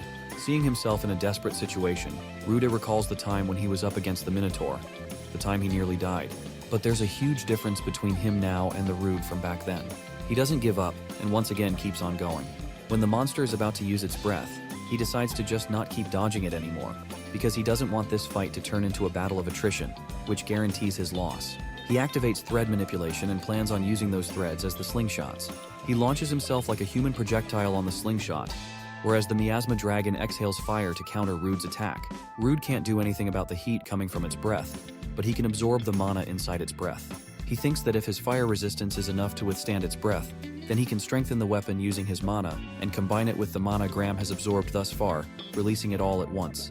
His skin starts to burn from the heat produced by the Miasma Dragon's breath. In a critical moment, Alicia uses some of her remaining magic and throws water at Rude to protect him from the heat. When he gets the chance to strike, he doesn't miss it. Rude's ultimate attack is cutting the enemy in two halves, and he succeeds at pulling it off.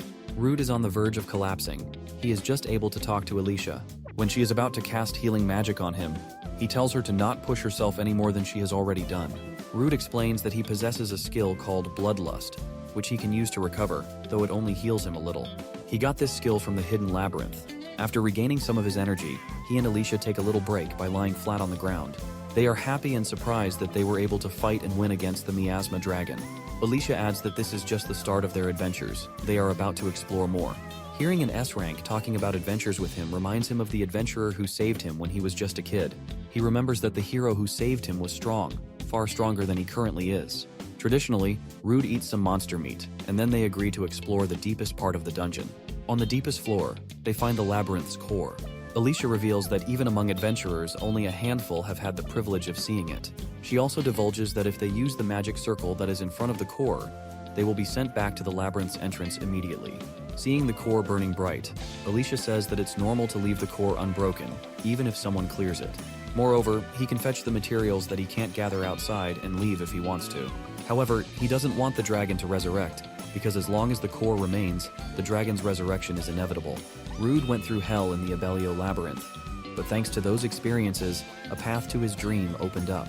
He finally breaks the core, In the Bologna, Guildmaster Lankars wants reports on Rude and Alicia's progress. He is informed that there are no reports on their return yet. Inside, Lankars was aware that Rude was known as Miasma Scavenger. In the words of adventurers, power is everything. Even if Lankars had tried to mediate the situation, it wouldn't have stopped. If that was enough to make him give up his dreams, then that too is another path. While Lankars is contemplating what to do next, he abruptly receives a report about Rude and Alicia's return through a teleportation circle. The reporter reports that the subjugation of the Miasma Dragon and the destruction of the dungeon core was successful. Rude and Alicia did it. Lankars is surprised but happy more than that. He never thought Rude, the infamous Miasma Scavenger, would end up saving the city. The guild then welcomes the heroes who saved the city of Bologna from a level 75 threat. In Golar, a city near Bologna, the lord of the city is furious over the matter of Bologna destroying the labyrinths. He planned on seizing ownership of the labyrinth, which isn't possible anymore. However, his advisor, the second in command, thinks that this destruction of the Abellio labyrinth is better for them, because Bologna could not deny the legitimacy of Golar's claims of ownership. Because of that, they have decided that destroying it is better than handing it over. With that being the situation, he believes that they could argue with Bologna Guild and have them compensate. The Lord also has positives about that plan. He also thinks that it would be a better way to profit than by challenging the labyrinth themselves and losing the adventurers in the process. Though the Lord is quite sure that if it happens, the Bologna Guild won't stay quiet. The advisor says that he wants to show the guildmaster who is superior. Elsewhere, Rudy and Alicia are out in the wilderness. Rude is cooking his usual monster essence, but this time it's the rare Miasma Dragon steak. Rude kept Miasma Dragons reserved in his bag. He is now happy to be tasting something so rare. Rude goes crazy after the first bite. He reveals that every meat he has had so far pales in comparison to the Miasma Dragon's meat. It has a rich, sweet flavor, and the fat just melts on the tongue. As he is explaining how delicious the food he is savoring is, Alicia is drooling like usual. She stands up and says that tonight they are going to have some premium steak, and she needs Rude's help in the location for the best food. Rude tells her that he is in the middle of eating the steak and can't help her. Alicia replies that they need to hurry and gather information on good restaurants around the city, so he should finish already. Following the collapse of the Abellio Labyrinth, 4 days have passed. The Guildmaster Lankars has summoned our adventurers to finalize the reports on the raid. After the report completion, Lankars hands them their rewards, 1.5 million Regan. Rude is stunned to see that big of a sum. Lankras explains that the required level for the Abellio LA3 Labyrinth is 70, so the amount Rude and Alicia have received is fair and well-deserved. After handing him the reward, he informs Rude that they will be updating his rank, because just the two of them conquered that labyrinth all by themselves. Rude was recently promoted to D rank. He is quite surprised that his rank will be re-evaluated once again. He is already a level 52 adventurer. Alicia thinks that even if he has been fighting monsters way above his level, the speed at which he is growing is abnormal. Normally, if an adventurer reaches level 40, their leveling slows down immensely. Alicia catches him grinning when she looks his way. Before she can figure out why, Rude smugly discloses that he's finally surpassed her level. She opens her level window, revealing her level, which is level 45. Rude says that even if he may be higher in level when it comes to combat power, she is still stronger. She agrees that the levels are just an indicator. In the end, combat power is mostly defined by the skills and experience of that person. As they are talking about levels, they notice the Lord of Golar entering through the main entrance of their guild. The Lord recognizes Rude as the Miasma Scavenger in an instant. Convinced that the man before him is a disrespectful person, Rude inquires about his identity. The Lord makes snarking remarks that the adventurers of Bologna do not even know the faces of their neighboring city's lords. Rude seems to have heard about the misery Lord of the Golar. After an indirect introduction, the Lord starts pestering Rude for destroying the labyrinth. Rude replies that the last time he heard about the ownership of the Abellio Labyrinth, it was jointly owned. The Lord reveals that the Abellio Labyrinth was on the border between the Golar and Bologna. However, Bologna shut them out, claiming that something strange was happening inside the labyrinth. On top of that, they even caused an influx of monsters to appear, and then they destroyed the labyrinth. He asks Rude how are they going to compensate Golar City for the profits that they were supposed to gain from the labyrinth and the damage to their surrounding territories because of the monsters. Alicia interrupts the Lord and tells him that these kinds of matters should be settled by the guild representatives. Moreover, she remarks that there haven't been any reports of monsters flooding Golar's territories, and it should have been reported already that several of Bologna's adventurers have already dealt with the situation. She then questions who granted the people who didn't contribute to anything the right to speak. Rude isn't surprised that Alicia is eloquent with her words. She is an experienced S-ranked adventurer after all. The guildmaster from Golar, the second in command, recognizes Alicia of the Emerald Stone. He heard rumors about her being affiliated with Bologna, and now has confirmed it with his very own eyes. The guildmaster insults Alicia without any filter. remarking that seeing as how she should have eaten away by the curse of the Abyssal Labyrinth, it would only make sense for someone like her to be suited for the likes of Bologna. Rude recalls a vague memory of him being the guild master of Golar. The guild master from Golar also acknowledges that mere adventurers should not have a say in this matter. He gets closer to Alicia and whispers in her ear that she is a worthless survivor from a party that died in vain, so she should stop sticking her nose where it doesn't belong. He finishes his sentence by emphasizing calling her trash. The guildmaster's comments trigger her to activate her magic. The pressure in the room increases, and he, the mighty guildmaster, feels intimidated by a declining adventurer whose level has been lowered to level 45. The guildmaster of Bologna, Leinkars, intervenes and stops the situation from getting any worse. He says that he won't tolerate any fighting within his guild, and tells the lord and the guildmaster to follow him. Even when following Leinkars, the guildmaster from Golar continues to make disrespectful comments to Alicia. When the guests leave for the guildmaster's office, a new guest calls out Alicia's name to get her attention. He appears to be an elf with a distinctive, beautiful face. This guy asks Alicia if she remembers him. Rude had enough of dealing with troublesome people. He doesn't want to get into any more trouble. Alicia refers to him as Ebert, indicating that she is already familiar with him. When Rude asks her if she knows him, she explains that he is from an old party. They used to go on adventures together. Ebert says that he used to admire azure trails, especially Alicia, who as a fellow elf inspired him with her special ability to cast multiple elementals simultaneously. He also seems to be aware of her curse and how much she has suffered because of that. He reveals that he came to Bologna only to invite her to join his party. Alicia declines his offer, saying that she already has formed a new party. She tries to introduce Rude, and when Rude extends his hand for a handshake, Ebert slaps his hand, indicating that he has no interest in being friends, or more accurately being acquainted with Rude. Ebert completely ignores Rude and proceeds to talk with Alicia. He tells Alicia how sorry he feels for her because she, an S rank, ended up with someone known as Miasma Scavenger. He believes he can put good use of her skills and experience if she joins his party. This angers her slightly bit. She distances herself from him and tells him to not say something that he doesn't even understand. She willingly formed a party with Rude, and any insults against her party members were an insult to her. Although she may be furious, she doesn't forget to thank someone who tried to look out for her. Additionally, she also discloses that the curse placed on her has also been removed. Ebert doesn't believe it, because that curse was from the SS rank Abyssal Labyrinth. The boss that cursed her resides on the top floor of the labyrinth. She implicitly implies that she had a fortune encounter with somebody, which sends Ebert contemplating.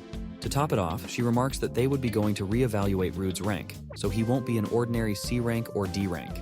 Seeing Alicia caring about Rude, even though he has been thinking about her this whole time, Ebert concludes that Rude must be instigating Alicia. In the first place, he doesn't even believe that Rude took down the Miasma dragon, though it would be a different story if Alicia's curse was lifted. He assumes that Alicia must have solely taken it down, and the Miasma Scavenger is stealing the credit for her achievements. While leaving, Rude tells Alicia that Ebert is grazing at him like crazy.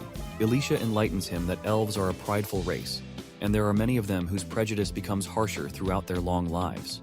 Rude asks her if she is also one of those prejudiced and prideful types. Alicia thinks of herself as a very humble, understanding, and charming elf. This statement makes her appear as a prideful kind of elf like Ebert. After this, Rude and Alicia fetch Rude's new rank documents. The receptionist informs him that he has skipped past C rank and is officially a B rank now. The increase in his level is a testament to how difficult Abyssal Labyrinth's quest was. She discloses that the guild also received reports from the villagers they saved. So expectedly, the defeat of the Baphomet has been taken into account. Rigurd and Magnus also congratulate Rude for obtaining a B rank. They tell him that everyone in the town is grateful to him. Seeing him excited and fulfilled, Alicia divulges that he shouldn't be satisfied with just reaching B rank. After all, his aim should be to become an S rank adventurer. Rude and Alicia cheer, motivating one another to aim for the S rank. The prideful elf Ebert once again ruins their moment. He says that something foolish can't be forgiven. The information one can obtain about dungeons depends on the rank. This is a rule established for the safety of the adventurers, and yet a man who didn't contribute in anything and followed others achieved a B rank. He triggers everyone when he comments that the Bologna Guild is full of idiots. In response, the receptionist discloses that ranks up can be awarded by the guild at their discretion. Magnus asks Ebert to take back the words he said if he doesn't want to get hurt. Ebert repeats the clause, instead of apologizing. Enraged, Magnus grabs him from his collar, but before he can manage to do anything, Ebert sends him flying. Magnus is further pinned down by Ebert's sword. The prideful elf apprises Magnus to refrain from touching him with his dirty hands. Alicia asks Ebert to stop causing trouble. He thinks that Alicia is just being kind to a homeless man like Magnus.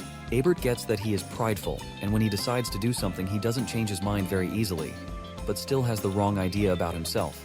He believes that he is a humble, understanding, and charming elf. and as someone from the same race, he thinks that he is the only one who can show her the right way. Rude laughs at hearing Abert repeat the same words as Alicia. He is convinced that the elves in general have a high sense of pride. Out of nowhere, Abert challenges Rude, remaking that he, an incompetent adventurer, is a danger to other adventurers. He wants to test out if Rude deserves to be a B rank. Alicia responds positively. She tells Abert that he can see for himself how strong Rude is. After this, the prideful elves and the Miasma Scavenger join the Bologna Guild's training grounds. Alicia apologizes for dragging Rudy into this. Rude tells her that she is not one at fault here. The things got to this point because he is incompetent. All Rude needs to do is beat the challenger and prove that he is worthy of being by her side. In the end, adventurers are people who can silence others with their strength. Before the fight starts, Alicia announces that if either of the fighters is seriously injured, she will step in and stop the fight. As soon as the fight starts, the elf charges at Rude, showcasing his incredible speed and strength. Rude wasn't anticipating Abert to make an explosive start, though he blocked the attack. Abert doesn't relent and continues to display remarkable swordsmanship, not even letting Rude breathe for a moment. Rude comes to realize that Abert is superior to him in swordsmanship, and earlier he heard from Alicia that Abert uses both offensive magic and enhancement magic in combat. Simply, he is a magic swordsman who uses haste and physical boost. Abert abruptly disappears and reappears behind Rude, catching him off guard with a sword strike. Rude couldn't follow Abert's movements with his eyes, and hence took a hit. Abert reveals he is a B rank. It's a title that only those with at least this level of power should be allowed to hold. After demonstrating his power, Abert makes a statement that Rude isn't worthy of holding the title of a B rank and staying by Alicia's side. Rude admits that he isn't worthy of standing next to Alicia with his current abilities, but it wasn't him who chose to stay by her side. Alicia was the one who chose him. Rude says that he is going to show him why he is worthy of being by her side. This time, Rude initiates the fight using principles of earth magic. Abert calls him an idiot for thinking that he can win against him. A magic specialist, through magic. Abert responds by using a fire attack, which creates an explosion. Following the fire attack, the elf cooks up another one of his special magic attacks. However, Graham absorbs all the magic energy from Abert's attacks and discloses that he expected him to compete with magic. After all, elves are a pretty prideful race. Rude takes the lead with his mana recharged blade and achieves incredible speed and strength. When Abert calls Rude's blade a magic sword, Rude tells him that he is wrong. It's a cursed sword. Rude grazes Abert with his sword, but in response, Abert calls him a freak for carrying a cursed sword. He has now found another reason to resent Rude. He activates the lightning attribute enchantment magic sword technique and attains extraordinary speed that Rude isn't able to follow. After this technique, Abert enables lightning palm skill to send electricity throughout Rude's entire body.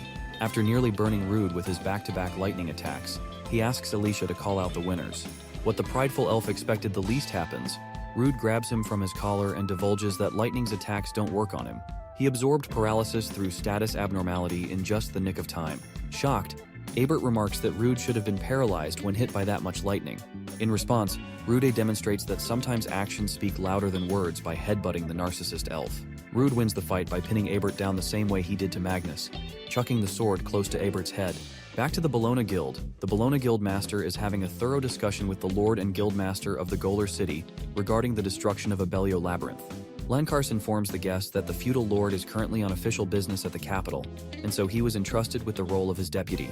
After this, Lankarsi says that he has understood Golar's claims. Since they were in charge of the management, they intend to fully cooperate with their efforts to recover from the damage.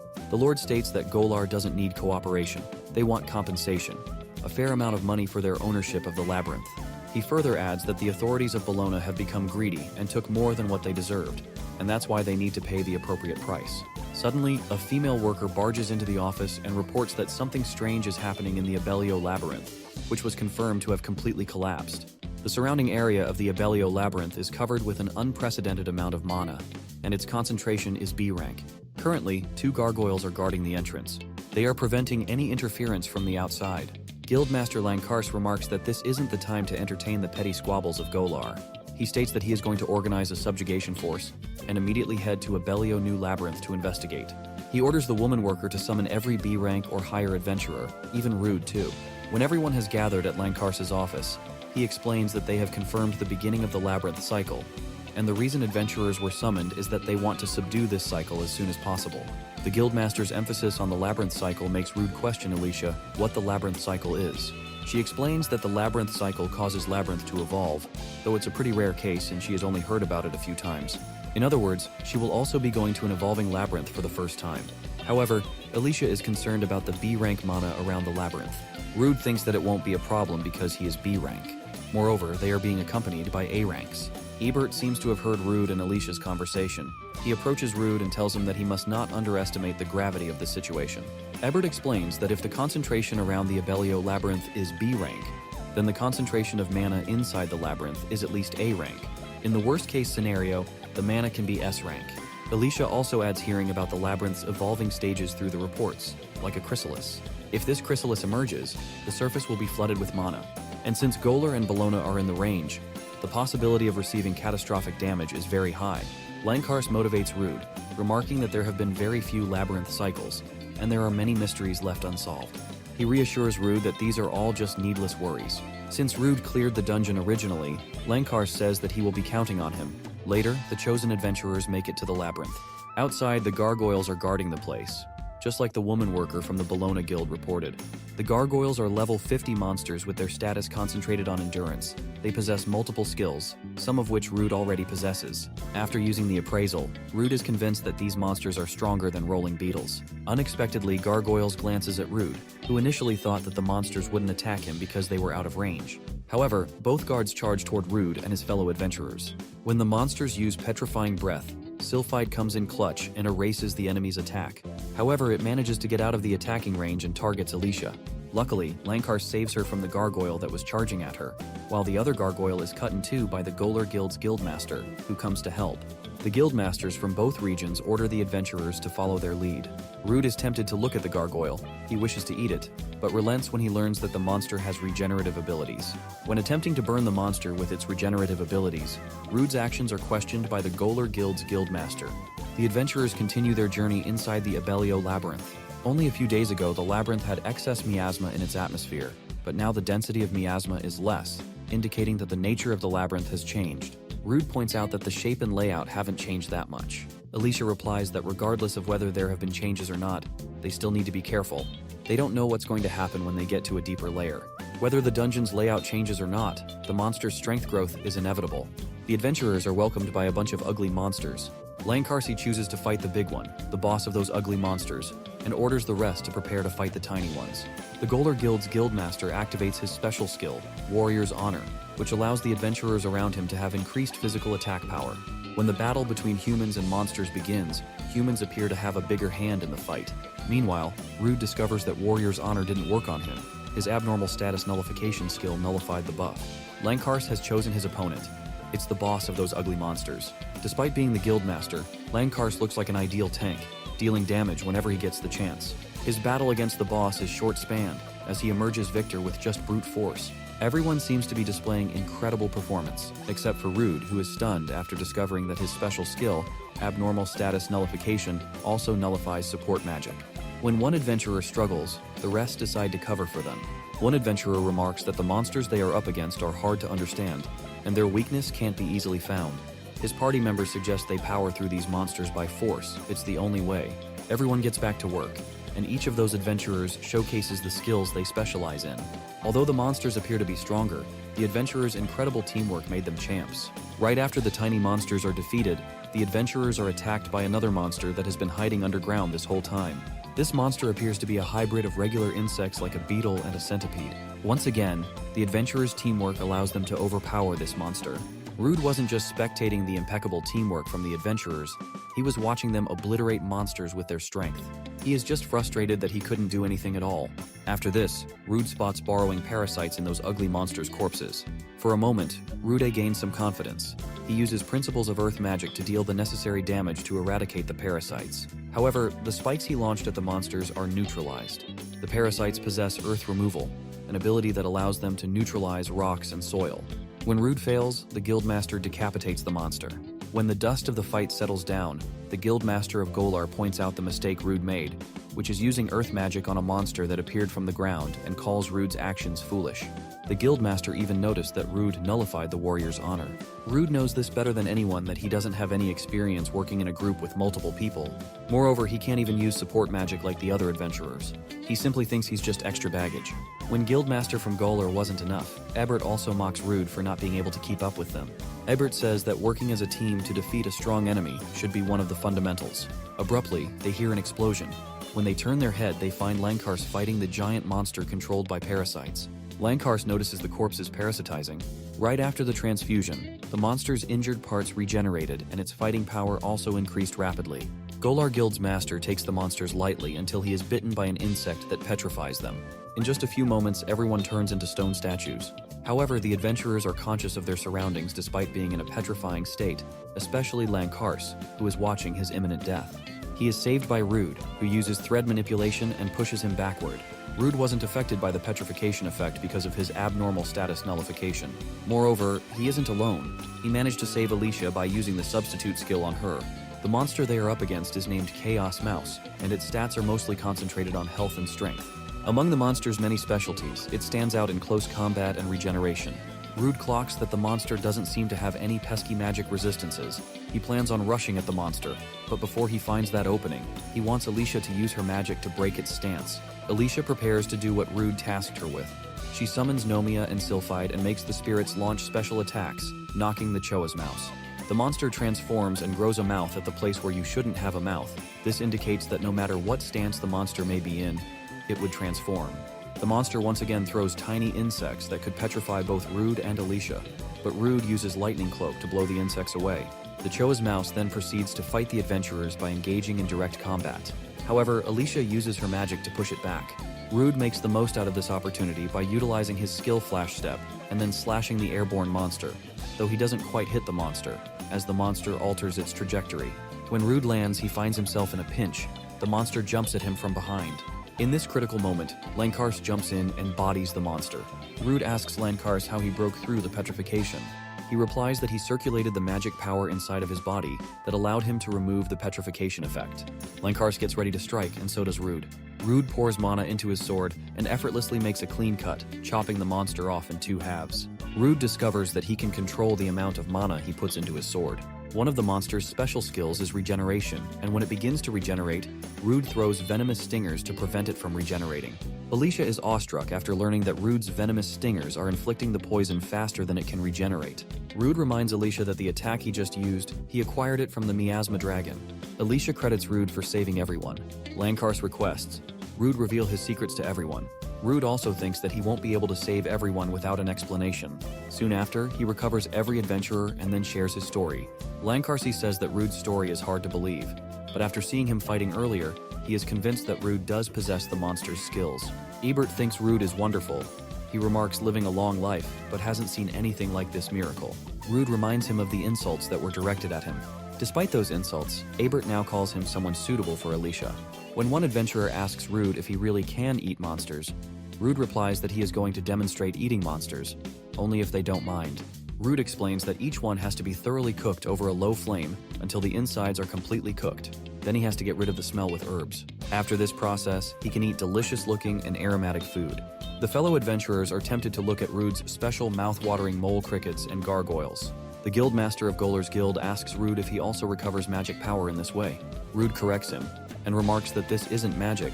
What he recovers from eating is mana. The guildmaster didn't sense any evil stench that wafted from the demons, but rather he felt divine energy coming from it.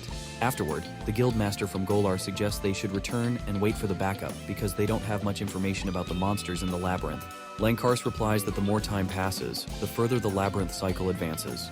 Lankhars is grateful that he has such reliable comrades like Alicia and Rude, so he plans on conquering the labyrinth without any backup. Rude informs everyone that if the typography of the dungeon hasn't changed, then they should be reaching the boss room in just a bit. However, they face another challenge. The last time Rude and Alicia came to the labyrinth, they broke through the blocked path to reach the Miasma Dragon. Their actions brought about the path to be covered more with debris and rocks. They completely forgot about the collapsed ceiling. Lankhars is a little disappointed. After coming to this point, he has no choice but to return. Rude recalls how the Choa's mouse made his principles of magic earth redundant, and since he has consumed some of its meat, He now possesses its original skill, soil and earth removal. Rude uses that skill and makes the rocks disappear, opening the route to the boss's room. Later, the adventurers find the Egg of White Dragon in one of the labyrinth's rooms. Despite being a guildmaster, Lankhars has never seen one in real. He has only known about their existence from books. It's a dragon of legend that cycles between life and death. Lankhars explains that when its physical body is destroyed, its soul reincarnates and is made new by using a labyrinth as a nursery. Even after a physical body dies, the knowledge stored within its soul does not. It is also rumored to be able to understand human language. Moreover, it is said to have wisdom capable of seeing into the future. One of the adventurers says that it's just an egg in the end, and tries to break it before it hatches. Despite Lankhars's warnings, the adventurer attempts to break the egg. However, before he can make it to the egg, he is hit by a tentacle that emerges from the egg. At that moment, the egg appears to have more than just one tentacle, and seems to be protecting itself. Lankhars discloses that the attack from the egg was its self-preservation instinct. He tells the adventurer who approaches the egg to stay behind because, despite its state, it's still a true dragon. In an attempt to check out the wise dragon's skill, Rude uses appraisal. However, he learns that its status is completely hidden. When one adventurer suggests they should return and wait for the reinforcements, the guildmaster from Golar says that no matter how many S-classes they have, they can't stop it. Nevertheless, Lankhars is planning to prevent it from hatching. He needs support in killing the monster. While everyone aims for the egg's legs, Lankhars flanks and cuts off its limb. But the eggs grow back the limb in just a few seconds, leaving everyone in shock. Since Lankhars's attacks aren't effective, he asks Rude for a favor and tells him something while the dragon inside the egg roars. When everyone is covering their ears, Lankhars charges at the monster and cuts off one of its limbs. When he tries to climb up the egg, he is caught by a tentacle that comes out from the ground. In a desperate situation, when Lankhars is about to give in to the dragon, Ebert and Golar Guild's guildmaster cover him. Lankhars quickly recovers and goes for an all-out attack, severely injuring the egg. After this, Rude goes for the finishing move. He easily cuts through the egg with his mana-infused sword. Despite Rude's best efforts, the main body of the wise dragon is unharmed. Only the exterior covering it was cut in half. Alicia commands Sylphide to use the opening to finish off the enemy. However, the egg closes before Sylphide's magic makes contact. The guildmaster from Golar thinks that they can't get anywhere if the wise dragon keeps on regenerating. The circumstances unexpectedly shift from the adventurers having an upper hand to being at a disadvantage. The wise dragon emits aura that sends chills down our adventurer's spine. They notice that the egg is starting to look strange. Alicia concludes that the egg is hatching. Lankhars shouts that they don't have any more time. They need to end this in just one powerful blow. The opponent's regenerative powers are a threat, but its legs aren't very durable. Lankhars issues the order that everyone will attack together and create a small gap. The guildmaster from Golar secures the far right position, while Ebert and the adventurer with Wolverine-like claws take the far left area. The remaining two adventurers decide to focus on the enemies in front, and Rude and Alicia choose to take the ones on the left in front of them. Soon, everyone begins running toward the egg. When the monster goes into a quill state, it throws spikes at the adventurers. Luckily, one of the adventurers seems to be adept at using magic barrier. She protects her comrades with her special skill. She tells Lankhars that she would be protecting him. He just needs to focus on attacking. Lankhars puts his skill charge at work. By bolstering his magic, his next attack skill will have double the power. Although Lankhars has activated charge, Alicia wonders how are they going to time-breaking legs. Rude tells her that he would handle that, and then activates Command, the skill that he acquired from the General Lizard. With the Command skill, he can speak to everyone through telepathy. He tells everyone that they will be breaking the reincarnating dragon's legs together once the countdown ends. When the countdown ends, every group cuts the egg's legs. The egg falls to the ground, which allows Lankhars to strike it with his charge skill. The adventurers' impeccable teamwork allows them to beat the wise dragon. After using most of his magic power, Lankhars weakens and is about to collapse. The guildmaster from Golar admits that defeating the Dragonwise without everyone's help would have been impossible. When the safety of every adventurer is confirmed, they celebrate defeating the wise dragon. The adventurer who joined forces with Ebert to break the monster's leg in composure decides to recover the wise dragon's magic stones and make a big profit. Normally, every dead monster drops magic stones when they die, but the adventurer doesn't find anything. Just as he realizes that their